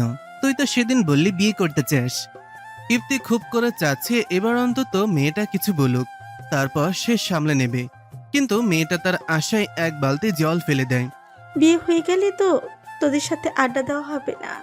আমি যে তোদের সাথে কথা না বলে থাকতে পারবো না। এবার মুখ খুলে রাদীপ। তো তুই এক কাজ কর, আমাদের গ্রুপের কাউকে বিয়ে করে ফেল, তাহলে ইরার মতো তুইও সবসময় আড্ডা দিতে পারবি। আকি এবার সরু চোখে ইফতির দিকে তাকায়। আবারও ছেলেটার দৃষ্টি শীতল। হতাশ মেয়েটা, হতাশ। প্ল্যান অনুযায়ী শেষ কথাটা বলেই ফেলে। আমাকে কি বিয়ে করবে? এই সাদি, বিয়ে করবি আমায়? মুখের কথা বলতে একটু দেরি হলো, আখির গালে কষিয়ে জড় মারতে একটুও সময় নেয় না ইফতি। আখির সাথে সাথে হতভম্ব সাদি আর রাদিফও। ইফতিকে হাইপার করে সত্যি বলাতে চেয়েছিল, কিন্তু এতে হিতে বিপরীত হয়ে গেল। এক প্রকার চেঁচিয়ে ওঠে ইফতি। ছেলে খেলা পেয়েছিস? যাকে পেতে চাইবো একবার একজনের জীবন ছেড়ে চলে যাবে, আবার আরেকজন নিজ থেকে আমার সামনে অন্যের হতে চাইবে। তোকে আমি জ্যান্ত কবর দিব শালি। চোখ মুখ ঘিচে দাঁড়িয়ে আছে আখি, তবুও সে দমে যায় না। আজকে সে শুনবেই ইফতির মুখ থেকে। নিজেকে ধাতস্থ করে, তুই তো তনয়কে ভালোবাসিস। হ্যাঁ হ্যাঁ বাসি, আমি তনয়াকে ভালোবাসি, কিন্তু তোকে আমার লাগবেই লাগবে, সেটা হোক তোর ইচ্ছায় কিংবা ইচ্ছার বিরুদ্ধে। কান্নার মাঝে হেসে দেয় মেয়েটা। স্থান কাল সময় না ভেবেই ঝাঁপিয়ে পড়ে ইফতির বুকে। ইফতিও টেনে নেয় বক্ষ গহব্বরে, এই গাধিকে তার লাগবেই। এদের কাণ্ড দেখে সাদি আর রাদীপ হেসে কুটি কুটি অবস্থা। দুপুরবেলা হয়, এদিকটায় শিক্ষার্থীর সংখ্যা একেবারেই নগণ্য, তাই এদের সুন্দর মুহূর্তটা নষ্ট করতে না দিয়ে অন্যদিকে এগিয়ে যায় দুই বন্ধু। তৃষ্ণার্ত দুই প্রেমিক প্রেমিকা একান্তই সময় কাটাক নিজেদের মতন করে। কাবাব মে হাড্ডি হবে কেন শুধু শুধু। লতিফা বেগমের কথা অনুযায়ী আজও শাড়ি পরেছে ইরা। রাদিফের নানি আগের দিনের মানুষ, কখন কোন ভুল ধরে ফেলেন বলা যায় না। নিজে পছন্দ করে ছেলের বউ এনেছে সে, অন্য কেউ তার খুদ ধরুক তা তিনি মোটেও চান না। শাওয়ার থেকে বেরিয়ে কানে এলো কলিং বেলের আওয়াজ, তার মানে বাড়ির সকলে চলে এসেছে। খুশিতে আত্মহারা হয়ে ছুটে যেতে চায় নিচে, কিন্তু হাই কপাল, এরার একটা বদ অভ্যাস, সে চুলের পানে ঝরায় না কখনো। চুল থেকে গড়িয়ে পানি পড়ছিল মেঝেতে, দেখতে না পেরে পিছলে পড়ে গেল মেয়েটা। ইরার ঘরের সকলেই উপস্থিত হয় মুহূর্তেই। নিজের কেমন লজ্জা লাগছে। এর মধ্যেই নানি শাশুড়ি বলে বসলো, কি মেয়ে বউ করে এনেছিস দেখ, বলেছিলাম শুনলি না আমার নাতনিটা। ভদ্রমহিলার কথা শেষ করতে দেয় না লতিফা বেগম। হয়েছে মা, নিচে যাও সবাই, আমি আসছি। একে একে সবাই নিচে চলে যায়। ইরার ভীষণ খারাপ লাগলো নানির কথাটা। মা বিশ্বাস করো, আমি বেলের আওয়াজ পেয়ে তাড়াহুড়ো করে যাচ্ছিলাম, খেয়াল করিনি এখানে পানি। শাসনের সুরে ধমকে ওঠে লতিফা বেগম। চুল দিয়ে টপ টপ করে পানি পড়ছে, মুছিসনি কেন? আজ তো অল্পতেই রক্ষা পেয়েছিস, বড় কিছু হলে তখন। ইরা চুপ থাকে, এটা তার অন্যতম একটা বদভ্যাস। ইরাকে চুপ থাকতে দেখে, কাল থেকে আমি নিজে তো ট্রেনিং নেব, একদম স্ট্রিক্ট শাশুড়ি হয়ে যাব বলে দিলাম। লতিফা বেগমের কথা বলার ভঙ্গিমায় হেসে দেয় ইরার সাথে লতিফা বেগম নিজেও। রুমে প্রবেশ করে এই সুন্দর মুহূর্তের সাক্ষী হয় রাদীপ। অন্তর জুড়ে যায় কেমন শীতল স্রোত নেমে যায়। এই তো তার জীবনের দুই নারী, একজন তার মা, আরেকজন সে তো ভবিষ্যৎ বাচ্চার মা। নিজের অযাচিত ভাবনায় আনমনি হাসে ছেলেটা। আপাতত ইরা ঘরে একা, রাদীপ একটু আগে বাইরে গিয়েছে। ইরার পড়ে যাওয়ার ব্যাপারটা নিয়ে বাড়ি মাথায় তুলে নিয়েছিল ছেলেটা। তেমন চোট না পেলেও বাড়িতে ডক্টর এনেছিল রাদীপ, সেসব ভেবেই হাসছে ইরা। রাদীপ তার প্রতি আগে থেকে যত্নশীল। ভাবনার মাঝেই ইরার রুমে প্রবেশ করে লিজা, রাদীপের মামাতো বোন। ওয়েস্টার্ন ড্রেস পরা মেয়েটাকে দেখে জোরপূর্বক হাসে ইরা। মেয়েটা কেমন ক্ষিপ্ত হয়ে আছে। এই মেয়ে, এই কেন এলে আমার আর রাদিফের মাঝে? ইরা হতভম্ব, তারা রাদীপের মাঝে বলতে কি বোঝাতে চাইছে মেয়েটা। আবার বলে ওঠে, আজ শুধুমাত্র তোমার জন্য আমি আমার রাদিফকে পেলাম না, না হলে দাদু আমাকে কথা দিয়েছিল রাদিফের সাথে আমার বিয়ে দিবে। কথা বলতে বলতে ইরার ব্যথাযুক্ত পা চিপে ধরে। কি করছেন কি? লাগছে, ছাড়ুন ছাড়ুন বলছি। চেঁচিয়ে ওঠে ইরা। মেয়েটা আরো ক্ষিপ্ত হয়ে ইরার গলা চিপে ধরে। তোকে আমি আজ মেরেই ফেলবো, তোর জন্য আমি রাদিফকে পেলাম না। মুহূর্তেই চোখ বড় বড় করে ফেলে ইরা। ঠিক সেই সময় রুমে উপস্থিত হয় রাদীপ। ঘটনা বুঝতে পেরেই দৌড়ে গিয়ে ইরাকে ছাড়িয়ে নেয়। সাথে সাথে সজোরে এক থাপ্পড় বসিয়ে দেয় লিজা নামের মেয়েটার গালে। তুমি আমাকে মারলে রাদিফ? হ্যাঁ, মারলাম, কারণ তুমি নিজের মনুষ্যত্ব হারিয়েছ। তোমার সাহস কি করে হলো ওর গায়ে হাত দেওয়ার? তোমার ওই হাত ভেঙে গুড়িয়ে দেওয়ার আগেই তুমি চলে যাও। এখনই তুমি আমার ঘর থেকে বের হও, এক্ষুনি। রাদীপের বজ্র কণ্ঠেই ভয় পেয়ে যায় লিজা। সে আর দেরি না করে নিচে গিয়ে দাদের কাছে ন্যাকা কান্না জুড়ে দেয়।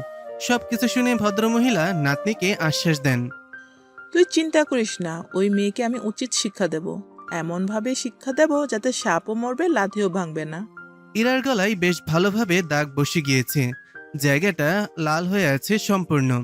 রাদীপের দিকে তাকিয়ে প্রশ্ন করে ওঠে ইরা, লিজার সাথে তোর কিসের সম্পর্ক রাফিদ? মেয়েটা আস্ত এক সাইকো, বাড়িতে এলে আগে পিছে ঘুরতে থাকে। ওর সাথে আমার কোনো সম্পর্ক নেই। নিজ থেকে আমাকে বিয়ের প্রস্তাব দিয়েছিল, আমি না করে দেওয়ায় তোর সাথেই ব্যবহার। ইরা কিছু বলে না। ইরা, আজ বাড়িতে দাওয়াত, তোদের বাড়ি থেকে সকলে আসবে।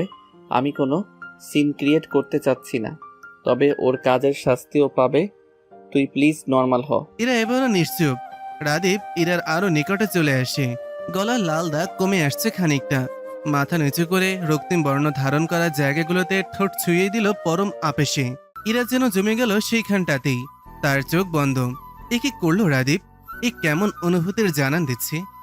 এই এই এই আমরা কিচ্ছু দেখিনি। হুট করে কারো কণ্ঠ শুনে ছিটকে পড়ে দুজন দুই দিকে। ইরা তো লজ্জায় মরিমরি অবস্থা। দরজায় দাঁড়িয়ে আছে ইফতি আর আখি। ইফতি এক হাত দিয়ে আখির চোখ ধরে আছে, আরেক হাত দিয়ে নিজের মুখের ওপর দিয়ে আঙ্গুল ফাঁক দিয়ে চোখ বের করে রেখেছে। হয়েছে তোদের? এবার কি চোখ খুলবো? শালা এখন আর চোখ আটকে কি করবি? যা দেখার তো দেখেই নিয়েছিস। আয় ভিতরে আয়। ভেতরে আসতে আসতে উত্তর করে ইফতি। লে হালুয়া, এখানে আমার দোষ কি? আমি কি জানি তোরা দরজা খোলা রেখে ভিতরে রঙ্গলীলা করছিস? তোরা কি চুপ করবি এবার? ইরার ধমকে অফ হয়ে যায় ছেলে দুটো। এর মাঝে ইরার বাড়ির সকলে এসে পড়ে। পায়ে ব্যথা নেই, ইরা নিচে এসেছে। মানুষ বলে ওকে না পেলে আমি মরেই যাব। কাউকে না পেয়ে আসলে কেউ মরে না। জীবন তার নিজ গতিতে এগিয়ে যায়, কেটে যায় সময়। যেমন কাটছে সাদের জীবন, সে হেঁটে যাচ্ছে, উদ্দেশ্য নেই জানা। রাদীপের সাথেই ও বাড়ি যাওয়ার কথা ছিল, তবে সে মিছে বাহানা দিয়ে পরে যাবে বলেছে। সাদের ভেতরে চলছে মন মস্তিষ্কের লড়াই। মন বলছে ইরাকে অন্য ঘরে সে দেখতে পারবে না, অপরপক্ষে মস্তিষ্ক নিজেকে এতটা স্বার্থপর হতে সায় দিচ্ছে না। এতদিনের বন্ধুত্বের সম্পর্ক তাদের, তার নিজের স্বার্থের জন্য সে তো বন্ধুদের বাদ দিতে পারে না। এর মাঝেই পায়ের গতি কমিয়ে দেয়, রিক্সা ডেকে উঠে পড়ে। উদ্দেশ্য রাদীপের বাড়ি। জীবনে আর যাই হোক, বন্ধুত্ব বাদ দেওয়া যাবে না। পুরো ড্রয়িং রুম জুড়ে মানুষের আনাগোনা। পুরো ঘর ইফতি মাতিয়ে রেখেছে। আসর জমাতে একাই ওস্তাচ্ছে। সাদি এসে সেই কখন থেকে ডোরবেল বাজিয়ে যাচ্ছে, খুলছে না কেউ। রাদীপকে কল করার জন্য মাত্রই ফোন বের করেছিল, তার আগেই দরজা খুলে গেল।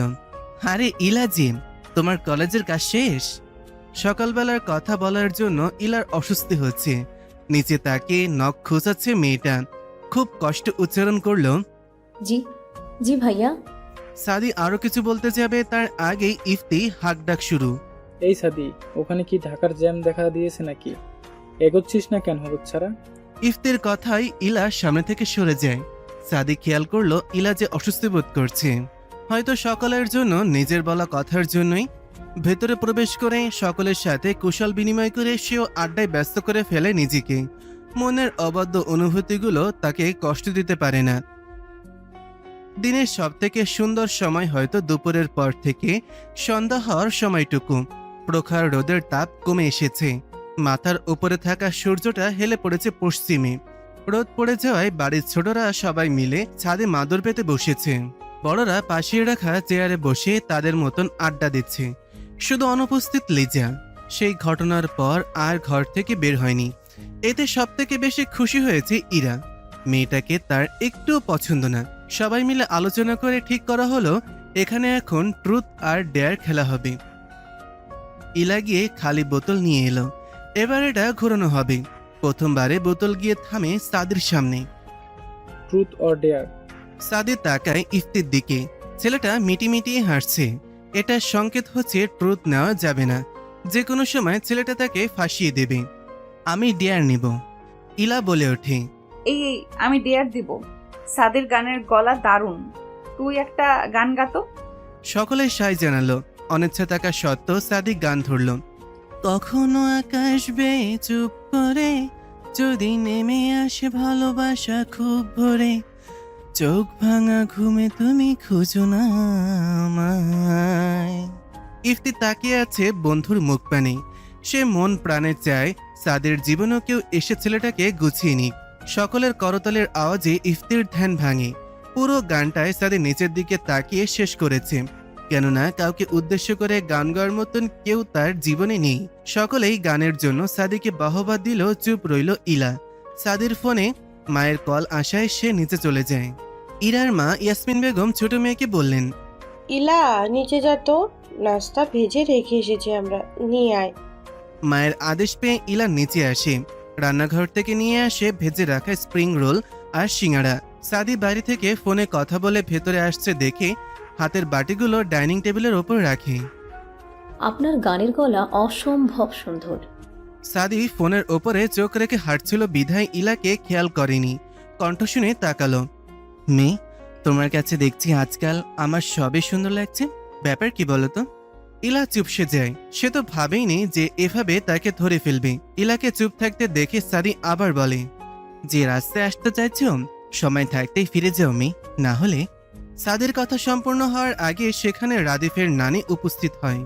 তোরা কে কোথায় আছিস দেখে যা, বাড়িতে কি সর্বনাশ হলো রে। কে কোথায় আছিস দেখে যা, এই ছেলে মেয়ে দুটো কি করছে, ছি ছি ছি ছি ছি। মহিলার কথা শুনে যেন বজ্রপাত হলো ইলা আর সাদির ওপর। সে কি ইঙ্গিত দিচ্ছে? ইলা আর সে তো শুধু কথা বলছিল, তাদের মধ্যে যথেষ্ট দূরত্ব ছিল। তবে ওনার কণ্ঠ শুনে রফিকুল সাহেব, শামসুল সাহেব সহ সকলে হন্তদন্ত হয়ে নিচে নেমে আসে ছাদ থেকে। ইয়াসমিন বেগমকে দেখি রাদিফের নানি খেকিয়ে ওঠে। মেয়েকে কি শিক্ষা দিয়েছ? ছি, বোনের বাড়িতে এসে এসব করছে। নিজের মেয়েকে নিয়ে এসব কুটুক্তি মোটেও সহ্য করলেন না ইলার বাবা শামসুল হক। কি করেছে আমার মেয়ে? এসব কি বলছেন আপনি? তোমাদের মেয়ে ভাতারের সাথে এখানে রঙ্গলীলা করছিল, আমি হাতে নাতে ধরেছি। এসব ভাষা শুনে সাদি আর চুপ থাকতে পারল না।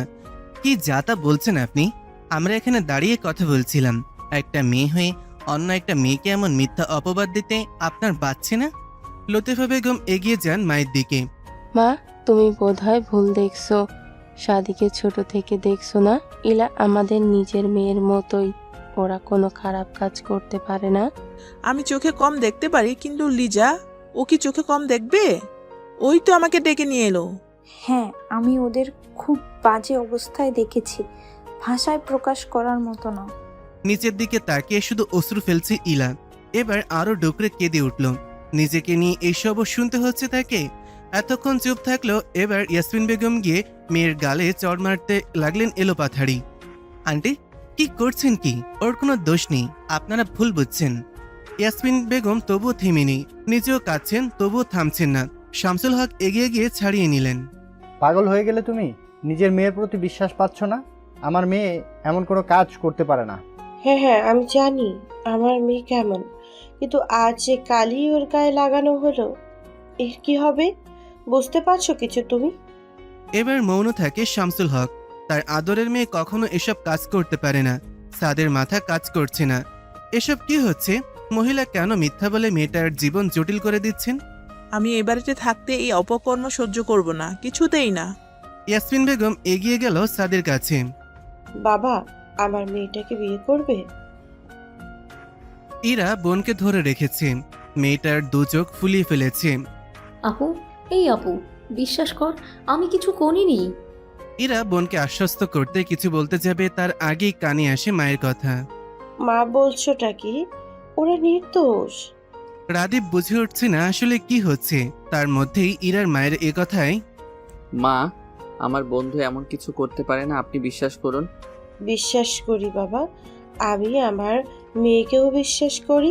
আমি জানি আমার মেয়ে কখনো খারাপ কিছু করবে না, কিন্তু আজ ঘর ভর্তি মানুষের সামনে আমার মেয়েকে মিথ্যে অপবাদ দেওয়া হয়েছে। এক কান দুই কান হতে হতে একসময় সবাই জেনে যাবে।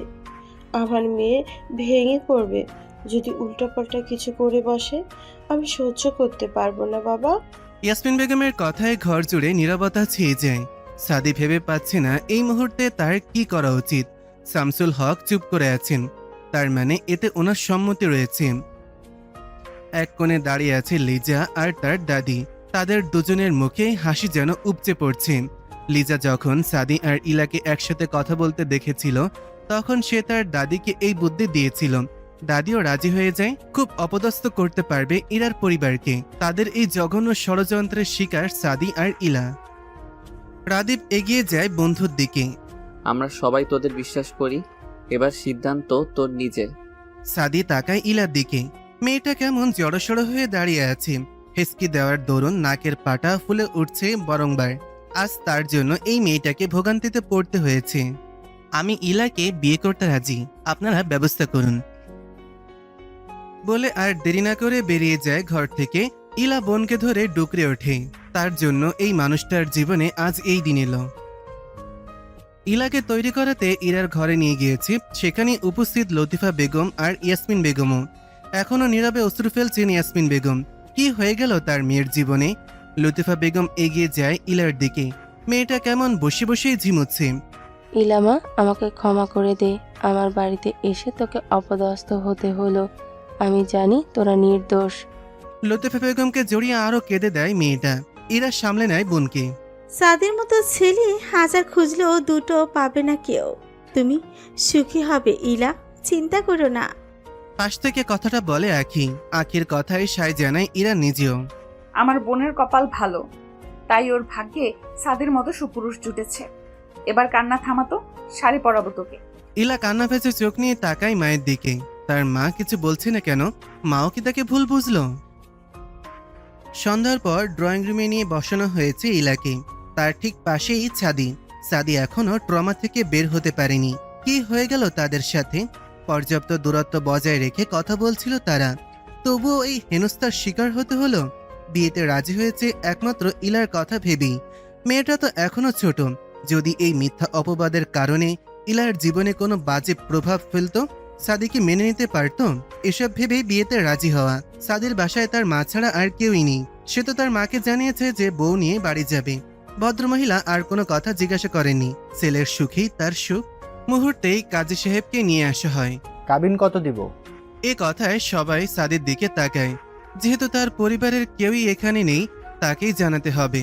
সাদির সরল সহজ উত্তর, দিয়ে দিন আপনাদের যেমনটা ইচ্ছে।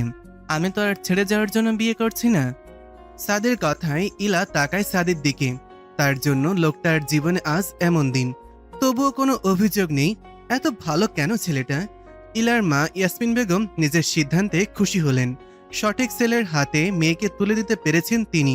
কবুল বলতে বলায় বিনা বাক্য ব্যয় করে ছেলেটা কবুল করে নিল ইলাকে নিজের জীবন সঙ্গী হিসাবে। সাদে চাচ্ছে যত তাড়াতাড়ি এখান থেকে চলে যাওয়া যায়। এই বাড়িতে নিঃশ্বাস নিতেও তার অস্বস্তি হচ্ছে। বিয়ের কাজ শেষে শামসুল হক বললেন, মেয়েটাকে আমি কিছুদিন পর বিদায় দিতে চাই। যেহেতু বিয়ে আজ হয়েছে, আমার বউ আজই আমার সাথে আমার বাড়ি যাবে। সাদের এই এক কথায় ইফতি আর রাদীপ সব থেকে বেশি খুশি হলো। ইলার কানে এলো বাজছে শুধু আমার বউ। ইয়াসমিন বেগম এগিয়ে আসলেন মেয়ের দিকে। আমাকে ক্ষমা করে দিস মা, তোর ইচ্ছে অনিচ্ছে না জেনেই বিয়ে দিয়ে দেওয়ার জন্য। আমি মা হয়ে তোর বদনাম কিভাবে দেখতাম বল, যেখানে তোর কোনো দোষই নেই। আমার সিদ্ধান্তে মায়ের উপরে রাগ করিস না তুই। সুখী হবি ইলা, দেখে নিস। মায়ের আদর মাখা কথায় আরো ডুকরে কেঁদে ওঠে মেয়েটা। অবস্থা অন্যদিকে যাওয়ার আগেই সাদি এগিয়ে এসে ইলার হাত ধরে নেয়। এবার যেতে হবে, না হলে অনেক রাত হয়ে যাবে। সবার কাছ থেকে বিদায় নিয়ে বেরিয়ে আসে ইলাকে নিয়ে। মেয়েটা এখনো কাঁদছে। বাড়ির দরজায় দাঁড়িয়ে আছে বেশ কিছুক্ষণ হলো। সাদির কপালে চিন্তার ভাঁজ। তার মা দরজা খুলছেন না কেন? তৃতীয়বারের মতন বেল বাজাবে তার আগেই দরজা খুলে যায়। সাদির মা ইলাকে দেখে। মাশাল্লাহ মাশাল্লাহ, এমন চাঁদ কোথা থেকে নিয়ে এলি সাদি? আয় আয় ভিতরে আয়। সাদির মায়ের এলাহি কাণ্ড, টেবিল ভর্তি মিষ্টি, পিঠা আর হরেক রকমের খাবার। সে তো বিকেলে জানিয়েছে, এত কিছু কোথা থেকে এলো, কিভাবে এলো? ড্রয়িং রুমে গিয়ে তার ধারণা ভুল প্রমাণিত হলো। তার মা একা নয়, খালা আর খালাতো বোন এসেছে। একমাত্র ছেলে বউ নিয়ে আসছে, খালি মুখে বউ ঘরে তুলবো নাকি? ইলা আর সাদিকে বসানো হয়েছে একসাথে। সামনে হরেক রকমের খাবার। তেমন কিছুই খাচ্ছে না তা লক্ষ্য করেই সাদির মা হাতে তুলে খাইয়ে দিলেন কিছুটা। ইলার কান্না পায়। মায়ের কথা খুব মনে পড়ছে। এরই মধ্যে সাদির খালা আর খালাতো বোন বেরিয়ে আসে তার ঘর থেকে। সাদির কপালে চিন্তার ভাঁজ। এরা তো কখনো তার ঘরে যায় না, তবে এখন কি মতলবে? খালাতো বোন কুহু এগিয়ে আসে। ভাবি, তুমি তো আমার থেকেও জীবন খাও না কেন? খাবে নি, এবার সাদির সোহাগে মোটা তাজা হয়ে উঠবে, তাই না রে সাদি? কেবলে ছেলেটা মুখে পানি দিয়েছিল। খালার কথা শুনে কাশি চলে আসে। সে চলে যায় সেখান থেকে। তার খালা এমনই, কখন কার সামনে কি বলে ফেলে খবর থাকে না। ইলা মাথা নিচু করে রেখেছে। মানুষগুলো তাকে লজ্জায় ফেলে দিচ্ছে। সাদির মা নিজের ঘর থেকে কয়েকটা গয়নার বক্স নিয়ে আসে। নে কুহু, ভাবিকে পরিয়ে দে, এগুলো আমার বিয়ের গয়না। এখন থেকে তোমার হাতের চিকন বালাজোড়া সবসময় পরে থাকবে, কেমন? ইলা মৃদু আওয়াজে সম্মতি জানায়। জি আচ্ছা।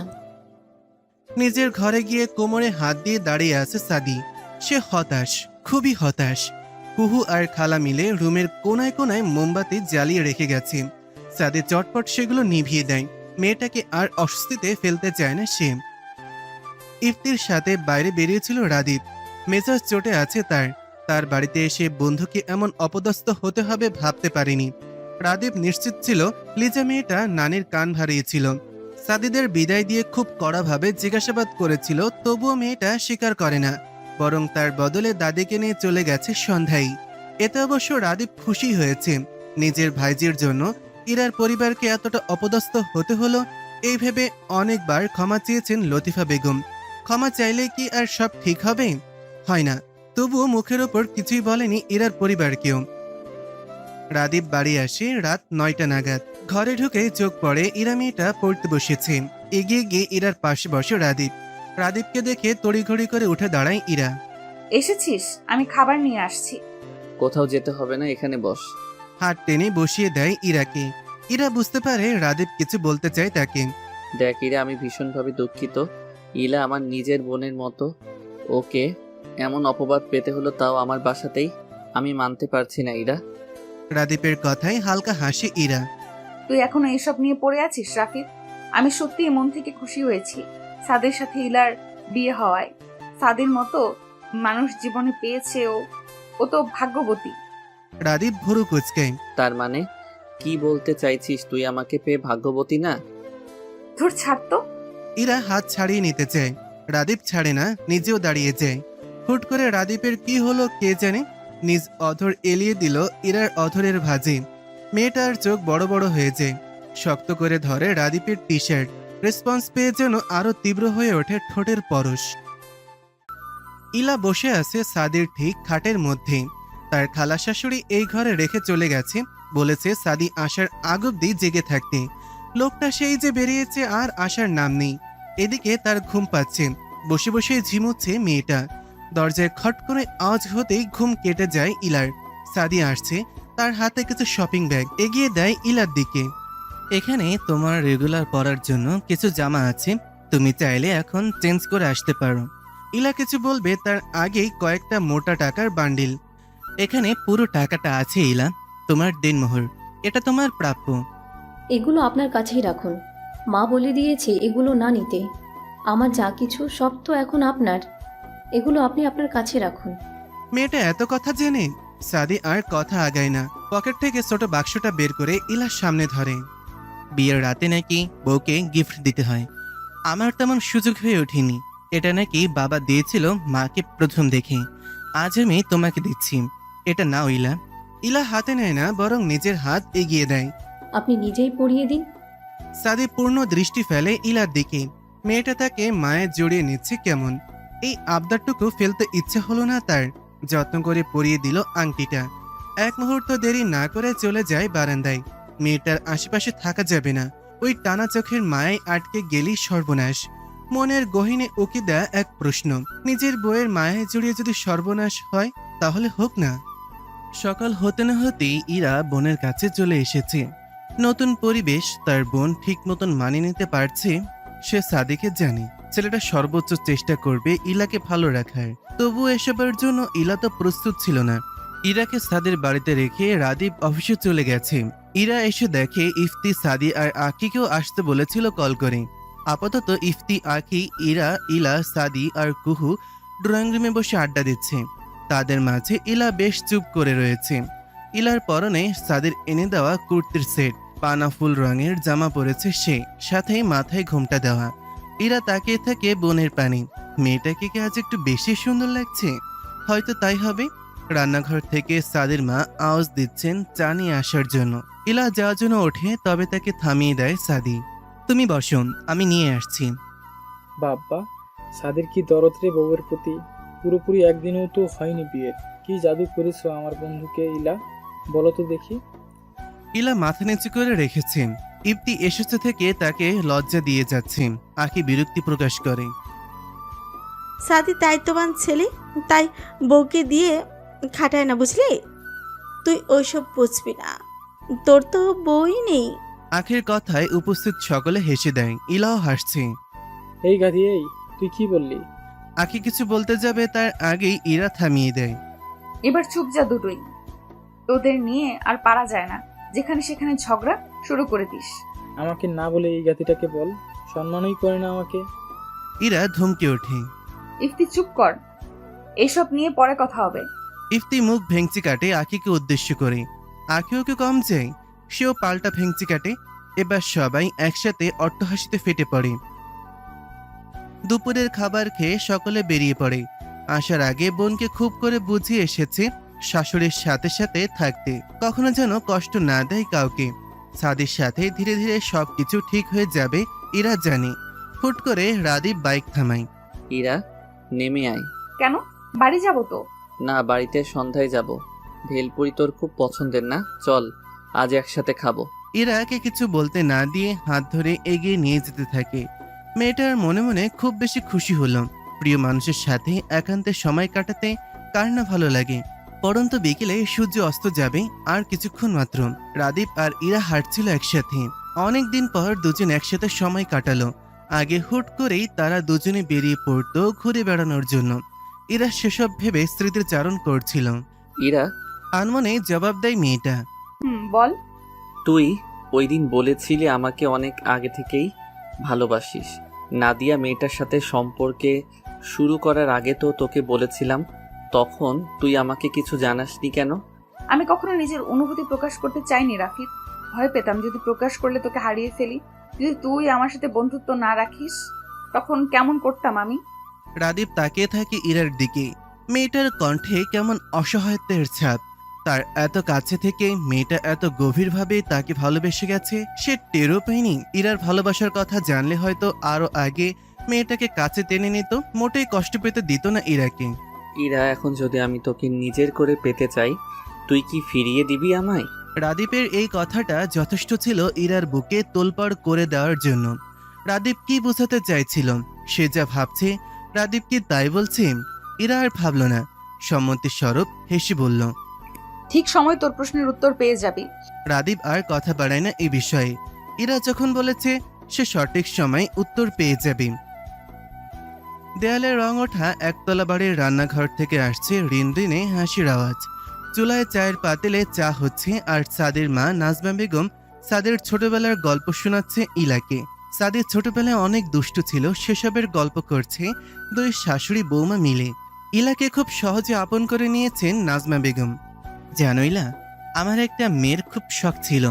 আগে খুব মন খারাপ হতো, তাই হয়তো উপরওয়ালা তোমাকে পাঠিয়েছে আমার মেয়ে করে। ইলা কিছু বলার আগে সাদি এলো। বাইরে থেকে ছেলেকে দেখা মাত্রই নাজমা বেগম তাড়া দিলেন ইলাকে। যাও যাও, সাদির জন্য চা নিয়ে যাও। ইলা বাধ্য মেয়ের মতন চা নিয়ে চলে যায় সাদির ঘরে। দরজা খোলা থাকায় নক না করেই চলে এসেছে। ঘরে ঢুকে সে বুঝতে পারে সে মোটেও ঠিক কাজ করেনি। সাদির পরনের শার্ট খুলে উল্টো দিকে ঘুরে আছে, যার দরুন তার পিঠ ও শরীর দৃশ্যমান। ইলা ফাঁকা ঢোক গিলে উল্টো দিক হয়ে দাঁড়িয়ে গলায় কিছুটা শব্দ করে।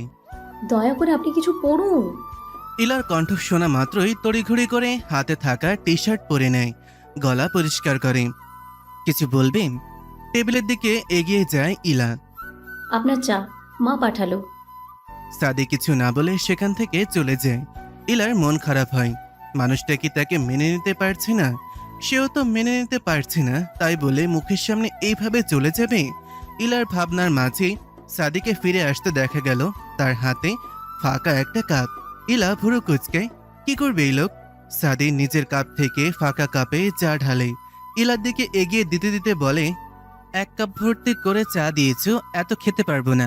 তার চেয়ে বরং অর্ধেক তুমি খাও, বাকি অর্ধেক আমি খাই। বসো এখানে। ইলা যেন ভালো লাগা স্রোতে ভেসে যায়। এই মানুষটা এত বেশি ভালো কেন? ইলা বুঝলো মানুষটা বোধ হয় একাকী সময় কাটাতে চাইছে, তাই সে সাই দিল। ইলা শুধু চা নিয়ে এসেছে। নাজমা বেগম বিস্কুট দিতে এসেছিল, কিন্তু ছেলে আর ছেলের বউকে একসাথে দেখে আর এগোলেন না। বাইরে দাঁড়িয়ে দেখলেন ছেলের বউয়ের প্রতি ছেলের সম্মান স্নেহ। তার ছেলেটা একদম বাবার মতন হয়েছে। এসব ভেবে চোখের কোণে অশ্রু জমে নাজমা বেগমের। তিনি ছুটে যান রান্নাঘরে, ভাতের হাঁড়ি নামাতে হবে তো। লতিফা বেগম ইরার মাথায় তেল দিয়ে দিচ্ছেন আর ইরাকে বকাবকি করছেন। চুলে তেল না দিলে চুল বড় কিভাবে হবে? রাতে তেল দিয়ে সকালে ধুয়ে ফেলবি, তাহলেই তো হলো। এরপর থেকে চুল বড় করবি। চুলই তো মেয়েদের সৌন্দর্য। চুল কেটে ফেললে গাঁটটা মারবো, তোকে দেখে নিস। হ্যাঁ মা, আমার পক্ষ থেকেও দিয়ে দাও। কথা বলতে বলতে রাদীপ পাশের চেয়ারে বসে পড়ে। ইরা মিটমিটিয়ে হাসছে। শাশুড়ি তার প্রশংসা করায়। মায়ের কথার উত্তর করে রাদীপ, ওর কি বাসায় আর কাজ কাম আছে, তাই ও সারাদিন তোমার পিছেই থাকে। আমাকে যে তোমার স্বামী অফিসের কাজে আটকে রাখে তার বেলায় কিছু না। একদম বাজে কথা বলবি না, বাড়িতেও অনেক কাজ আছে, তুই জানিস কিছু? দেখলে মা, দেখলে কেমন মুখে মুখে তর্ক করছে আমার সাথে তোমার সামনেই। তুমি কিছু বলবে না? উফ, তোরা থাম না। রাদিফ শোন, আমি বলছিলাম কি, দেখ বাড়িতে আমি সব সময় একা থাকি, একটা ছোট খেলার সাথী হলে মন্দ হয় না বল? ইরা শাশুড়ির ইঙ্গিত চট করে বুঝে গেল রাদীপ মাথামুন্ডু কিছুই বুঝল না। এই বয়সে তুমি খেলার সাথী খুঁজছো মা? এ কেমন কথা? সংসার সামলাতেই তোমার দিন চলে যায়, খেলার সাথী দিয়ে কি করবে? লতিফা বেগম কপাল চাপড়ালেন। ছেলেটা পেটে থাকতে তার মা বলতো বাদাম খেতে, বাদাম খেলে নাকি বাচ্চাদের বুদ্ধি হয়। লতিফা বেগম আজ নিজের ভুল বুঝতে পারলেন। তুই পেটে থাকতে আমি বাদাম কম খেয়েছিলাম, সেই কারণেই তুই মাথা মোটা হয়েছিস হতচ্ছাড়া। রাদীপ উঠে দাঁড়ায়। না, মা আর বউ মিলে তাকে পচাচ্ছে, এটা মেনে নেওয়া যায় না। সে বাবার কাছে চলে যায়। ভদ্রলোক বই পড়ছিলেন, এগিয়ে যায় রাদীপ। উঠো বাবা, তোমার বউ নিয়ে এসো ড্রয়িং রুম থেকে।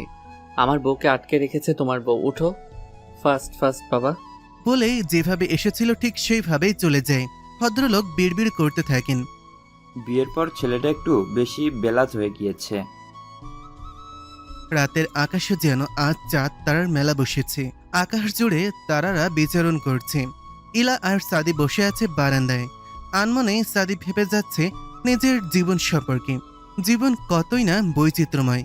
সে যাকে চাইল তার বোন এখন সাদির ঘরওয়ালি। সাদি মোটেও ইরাকে নিয়ে ভাবতে চায় না। সে কি কাপুরুষ নাকি যে ঘরের বউ রেখে অন্যের বউয়ের প্রতি নজর দেবে? হ্যাঁ, অবাধ্য অনুভূতিগুলো হয়তো দূর করাও কষ্টসাধ্য, তবুও সে নিজের অনুভূতি দমিয়ে রাখতে জানে। পাশে দৃষ্টি ফেলে দেখল ইলার দৃষ্টি দূর আকাশে। মেয়েটার সাথে সাদি কথা বলতে চাচ্ছে। সে তো অন্য কাউকে মনে জায়গা দিতে পারবে না বলেই মনে মনে ঠিক করেছিল বিয়েই করবে না কখনো। কিন্তু ওপরওয়ালা অন্য কিছু ভেবে রেখেছিলেন। এখন ইলার সাথে ফ্রি হওয়া খুব প্রয়োজন। তার জন্য আগে তাদের কথা বলা প্রয়োজন। হালকা এক শ্বাস নেয় সাদি। ইলা। ইলার ধ্যান ভাঙে সাদির ডাকে। জি বলুন। ইলা, আমরা দুইজনই পরিস্থিতির শিকার। তুমি এ বিয়েতে রাজি ছেলে কিনা তাও আমি কিছুই জানি না। আমার মাথায় তখন ছিল আমাকে যে করেই হোক তোমার সম্মান বাঁচাতে হবে, তাই আমি বিনা বাক্যে তোমাকে বিয়ে করতে রাজি হয়ে যাই। আর কেউ জানুক আর না জানুক, আমরা নিজেরা তো জানি আমরা কোনো খারাপ কাজ করছিলাম না। ওই দিনের কথা মনে হতেই ইলার চোখে অশ্রুতে টইটুম্বর হয়। সেগুলো যেন পলক ফেললেই গড়িয়ে পড়বে। জ্যোৎস্নার আলোতে সাদি তা স্পষ্ট দেখতে পায়। কেঁদো না ইলা, আমি হয়তো তোমার বাবার মতন অট্টালিকায় রাখতে পারবো না, তবে তোমাকে খুশি রাখার সর্বোচ্চ চেষ্টা করব। ইলা নাক টেনে কান্না আটকানোর প্রয়াস চালাচ্ছে। তা দেখে না চাইতো হেসে দেয় সাদি। ইলা, স্বামী স্ত্রী হওয়ার আগে আমাদের নিজেদের মধ্যে বোঝাপড়া থাকা দরকার। আমাদের শুরুটা না হয় বন্ধুত্ব দিয়েই হোক। বন্ধু হবে আমার। কথা বলতে বলতে সাদি নিজের হাত এগিয়ে দেয়। মন বলছে ইলা তার সাথে হাত মেলাবে। সাদির ধারণাই ঠিক হলো। ইলা মেয়েটা সাদের হাত ধরে নিল দুই হাতে। হ্যাঁ হ্যাঁ, আমি বন্ধু হব। সূর্যি মামা ছুটিতে আছে আজ 3 দিন হতে চলল। টানা 3 দিন ধরে বৃষ্টি হচ্ছে, কখনো কমছে তো কখনো বাড়ছে। এভাবে ঘরে বসে থাকতে ইরা প্রচন্ড বিরক্ত হচ্ছে। কালকে রাদীপের জন্মদিন। প্রতিবার রাদীপকে স্পেশাল ফিল করাতে সে সাধ্যের মধ্যে অনেক কিছু করে, কিন্তু এবার তো একা বের হওয়া মুশকিল। ভেবেছিল সকলে মিলে সারপ্রাইজ দেবে, কিন্তু মুহূর্তে সিদ্ধান্ত বদল করে। রাদীপের এবার জন্মদিন সে স্পেশাল করতে চাইছে, তাই সব নিজে একাই করবে। আজ শুক্রবার বিধায় লতিফা বেগম নতুন দম্পতি ইলা আর সাদিকে দাওয়াত করেছেন বাড়িতে। রাদীপের বাড়িতে কোনো দাওয়াত আর ইফতিয়ার আঁকে ওরা থাকবে না, এটা কিভাবে সম্ভব? কখনোই না। তবে মাত্র নাস্তা শেষে রুমে এসেছে ইরা। তার মন খারাপ লাগছে। সবার সকাল সকাল আসার কথা, তবে বৃষ্টি তো কমার নামই নেই। এভাবে থাকলে সকলের আসতে অস্বস্তি পোহাতে হবে। রাদীপ ওয়াশরুম থেকে বেরোতেই চোখ যায় জানালার পাশে। ইরা দাঁড়িয়ে আছে, দৃষ্টি তার কাচের জানালা ভেদ করে বাইরে তাকিয়ে আছে। রাদীপ নিঃশব্দে এগিয়ে যায়, পেছন থেকে জড়িয়ে ধরে। ঠান্ডা হাত শাড়ির আঁচল ভেদ করে কোমরে গিয়ে ঠেকেছে। ইরা মোটেও চমকায় না। রাদীপের শরীরের ঘ্রাণ তার চেনা, খুবই ভালো করে চেনা। নীরবতা ভাঙে রাদীপ। ইরার কানে ফিসফিস করে বলে, বউ, আমার না প্রেম প্রেম পাচ্ছে, ওয়েদার ডিমান্ড। ইরা রাগী চোখে তাকায় রাদিফের দিকে। রাদীপ আর দমে যায় না। দেখ ঝিরিঝিরি বৃষ্টি হচ্ছে, চল ছাদে চল। ইরা অবাক হয়, রাদীপ তো বৃষ্টিতে ভেজে পছন্দ করে না, তাহলে আজ? ইরার প্রশ্নবোধক চাহনিতে রাদীপ হাসে। তোর একমাত্র শখ বৃষ্টি বিলাস করা, চল আজ তোকে বৃষ্টিতে ভেজাবো, প্রেমময় বৃষ্টিতে। ইরাকে আর কিছু বলার সুযোগ না দিয়েই হাত ধরে ছাদে নিয়ে যায়। ছাদে এসে ইরার মন ভালো হয়ে গেল। ধীরে ধীরে বৃষ্টি কেমন মুষলধারে বইছে, ছুটে যায় ছোট বাচ্চাদের মতন ভিজতে থাকে। রাদীপ তাকে দেখছে প্রাণোচ্ছল ইরাকে, ভিজে যাচ্ছে সে নিজেও প্রেমময় বৃষ্টিতে। সে কি ইরার প্রেমে পড়ে গেল নাকি? কই, এত বছর এতটা সুন্দর কি আগে লেগেছে? নিজের প্রশ্নের উত্তর নিজেই বের করে। আগে তো সেই নজরে ইরাকে কখনো দেখেইনি, তাই তার সৌন্দর্য চোখে পড়েনি। ইরার পরনের শুভ্র রাঙা শাড়িটি ভিজে লিপটে আছে শরীরে, কোমরের কিছু অংশ দৃশ্যমান। রাদীপ ফাঁকা ঢোক গিলে এগিয়ে যায় ইরার দিকে, শাড়ি দিয়ে ভালো করে ঢেকে দেয় ইরাকে। হঠাৎ দূরে কোথাও বাজ পড়ল। ইরা ছুটে এসে রাদীপকে আঁকড়ে ধরে। ভয় কাটিয়ে ইরা রাদীপকে ছেড়ে দেয়, তবে রাদীপ ছাড়ে না, আটকে রাখে বাহুডোরে। কই কই, বাড়ির সবাই কই? ইফতি এসেই হাঁক ডাক শুরু করেছে। আঁখি চোখমুখ কুচকে তাকায়, এ ছেলেকে দু দণ্ড বসে কাটাতে পারে না। ইফতির আওয়াজ পেয়ে লতিফা বেগম বেরিয়ে আসলেন। এসেছিস তোরা, আয় আয়। রাদিফার ইরা তো ছাদে ভিজছে মনে হয় দুটোতে মিলে। তোরা বস, কিছুক্ষণ পাকড়াও করে নিয়ে আসি। কথা বলতে বলতেই তিনি রান্নাঘরে প্রবেশ করেন পকোড়া আনার উদ্দেশ্যে। লতিফা বেগম চলে যেতেই ইফতি আঁখির পাশে বসে। আখি চল আমরাও গিয়ে ভিজি। একদম বাজে কথা বলবি না। একে তো এই ঝড় বৃষ্টির দিনে ব্ল্যাকমেল করে শাড়ি পরিয়েছিস, আমার ঠান্ডার সমস্যা আছে। মেয়ে মানুষ শাড়ি পরে ঘুরবি, বৃষ্টি বিলাস করবি, তা না সে শুধু মোটকা মেরে শুয়ে থাকতে পারে। এবার কিন্তু বেশি বেশি হচ্ছে। আখির সাথে কে বেশি বেশি করছে দেখি তো আমি। বলতে বলতে সিঁড়ি দিয়ে নামছে ইরা। ইরার পরনে তাঁতের শাড়ি। হ্যাঁ ইরা, আয় তো, আমি একা ঝগড়া করে পারছি না বদমাসটার সাথে। ইফতি হতাশ এক শ্বাস ফেলে, বিড়বিড় করে, চাপাবাজ মহিলা, এবার আর সে তর্কে পারবে না, বিধায় আর কথাও বাড়ায় না। বৃষ্টি কমছে না, তার ওপর ইলা শাড়ি পরেছে। তার জন্য সাদি নিজেই গিয়ে সিএনজি বাড়ি পর্যন্ত নিয়ে এসেছে। রাদিফের বাড়ির কিছুটা কাছে এসে সাদি আসছি বলে নেমে যায় গাড়ি থেকে। বৃষ্টির জন্য গাড়ির পর্দা লাগানো, এরা বাইরে কিছু দেখতে পাচ্ছে না। বেশ কিছুক্ষণ পর সাদি উঠে আসে গাড়িতে। সিএনজি চলতে থাকে গন্তব্যের দিকে। ইলা, তোমার হাতটা দাও। ইলা বুঝতে পারে না। বিরক্তিতে চোখ আওয়াজ করে ছেলেটা। নিচ থেকে ইলার হাত সামনে আনে, সম্পূর্ণ লাল গোলাপের তৈরি গাজরাটা বের করে পরিয়ে দেয় ইলার হাতে। ইলা অবাক হয়ে দেখছে, গাজরা পরার জন্য হাত বেশি সুন্দর লাগছে, অনেক সুন্দর হয়েছে। যখন দেখলো মা ইলাকে মেরুন রঙের শাড়ি পরিয়েছে, তখন সাদি ভেবেছিল গোলাপের গাজরা মানাবে বেশ। সাদি হাসে ইলার খুশি দেখে। মেয়ে মানুষকে খুশি করতে বেশি কিছু লাগে না, হাতে থাকা কয়েকটা প্যাকেট এগিয়ে দেয়। এটাই ইলা আর আখির জন্য আছে। ইলা প্যাকেট খুলে দেখে বেলি ফুলের গাজরা। আমাদের তিনজনের জন্য এরকম আনতেন। লাল গোলাপ আমার কাছে ভালোবাসা প্রকাশের মাধ্যম ইলা, বন্ধুদের জন্য লাল গোলাপ না, আর তাছাড়া ওদের দুজনেরই বেলি ফুল পছন্দের, তাই এনেছে। ইলার মনে ভালো লাগার দোল খেলেছে। এই তো, সাদি বলল লাল গোলাপ ভালোবাসা প্রকাশের মাধ্যম, আর তাকে সাদি লাল গোলাপ দিয়েছে। তবে কি সাদি নীরবে তার অনুভূতি প্রকাশ করলো? বোকা ইলা নিজ মনে স্বপ্ন বুনছে। দেখ দেখ রাদীপ, সাদিকে দেখে কিছু শেখ, কিভাবে বউয়ের যত্ন নিতে হয়। ইফতের কথাই হাসে ইরা, ছেলেটা পারেও বটে। এক কথা দিয়ে সাদি আর রাদীপ দুজনকে পিঞ্চ মারল ছেলেটা। রাদীপ মুখ গম্ভীর করে রেখেছে। সকাল সকাল বৃষ্টিতে ভেজার ফলে মুহূর্তেই তার ঠান্ডা লেগে গিয়েছে। ইফতের কথায় মেয়েকে রাগ দেখালো রাদীপ। একদম বাজে কথা বলবি না বলে দিলাম, আমি কি তোদের দেখিয়ে আদর যত্ন করবো নাকি? ঠান্ডায় বেচারা রাদীপের হাতছু দিতে দিতে অবস্থা বেহাল, নাক লাল টসটসা হয়ে আছে। এদের কথাবার্তায় ইলার লজ্জায় মাথা নিচু করে রেখেছে। এখানে সে বাদে এরা সবাই বন্ধু, তাই বোধহয় লজ্জা পাচ্ছে মেয়েটা। আপাতত রাদীপ বাদে সকলেই উপস্থিত ড্রয়িং রুমে। রাদীপ নিজের রুমে তৈরি হতে গিয়েছে। সেই ফাঁকে ইফতি ইরাকে জিজ্ঞাসা করে, কালকে তো তোর প্রাণপ্রিয় স্বামীর জন্মদিন, প্ল্যান করেছিস কিছু? ইরার মাথায় চট করে প্ল্যান আসে। সে বাইরে যেতে পারবে না তো কি হয়েছে, ইফতি বা সাদি তো তাকে প্রয়োজনীয় জিনিসগুলো এনে দিতেই পারবে। ভাবনা অনুযায়ী নিজের প্ল্যান জানালো তাদের। ইফতি বিনা বাক্যে রাজি হয়ে যায়। সাই জানায় সাদি নিজেও। সাদি দূরদৃষ্টি ফেলে তাকিয়ে আছে ইলার দিকে। অন্য কাউকে নিজের মনে রেখে সে কি মেয়েটাকে অধিকার থেকে বঞ্চিত করছে? বিয়ের দিন থেকেই এই প্রশ্নটা তাকে ভাবিয়ে যাচ্ছে। সে যে চেষ্টা করছে তা তো না, কিন্তু কাউকে মন থেকে মুছে ফেলা কি এতটাই সহজ? বড্ড দোটানায় ভোগাচ্ছে সে। কিন্তু ইলা মেয়েটা প্রশংসার দাবিদার। বন্ধু হিসেবে মেয়েটা সত্যি অসাধারণ। বেলা শেষ হয়েছে অনেক সময়।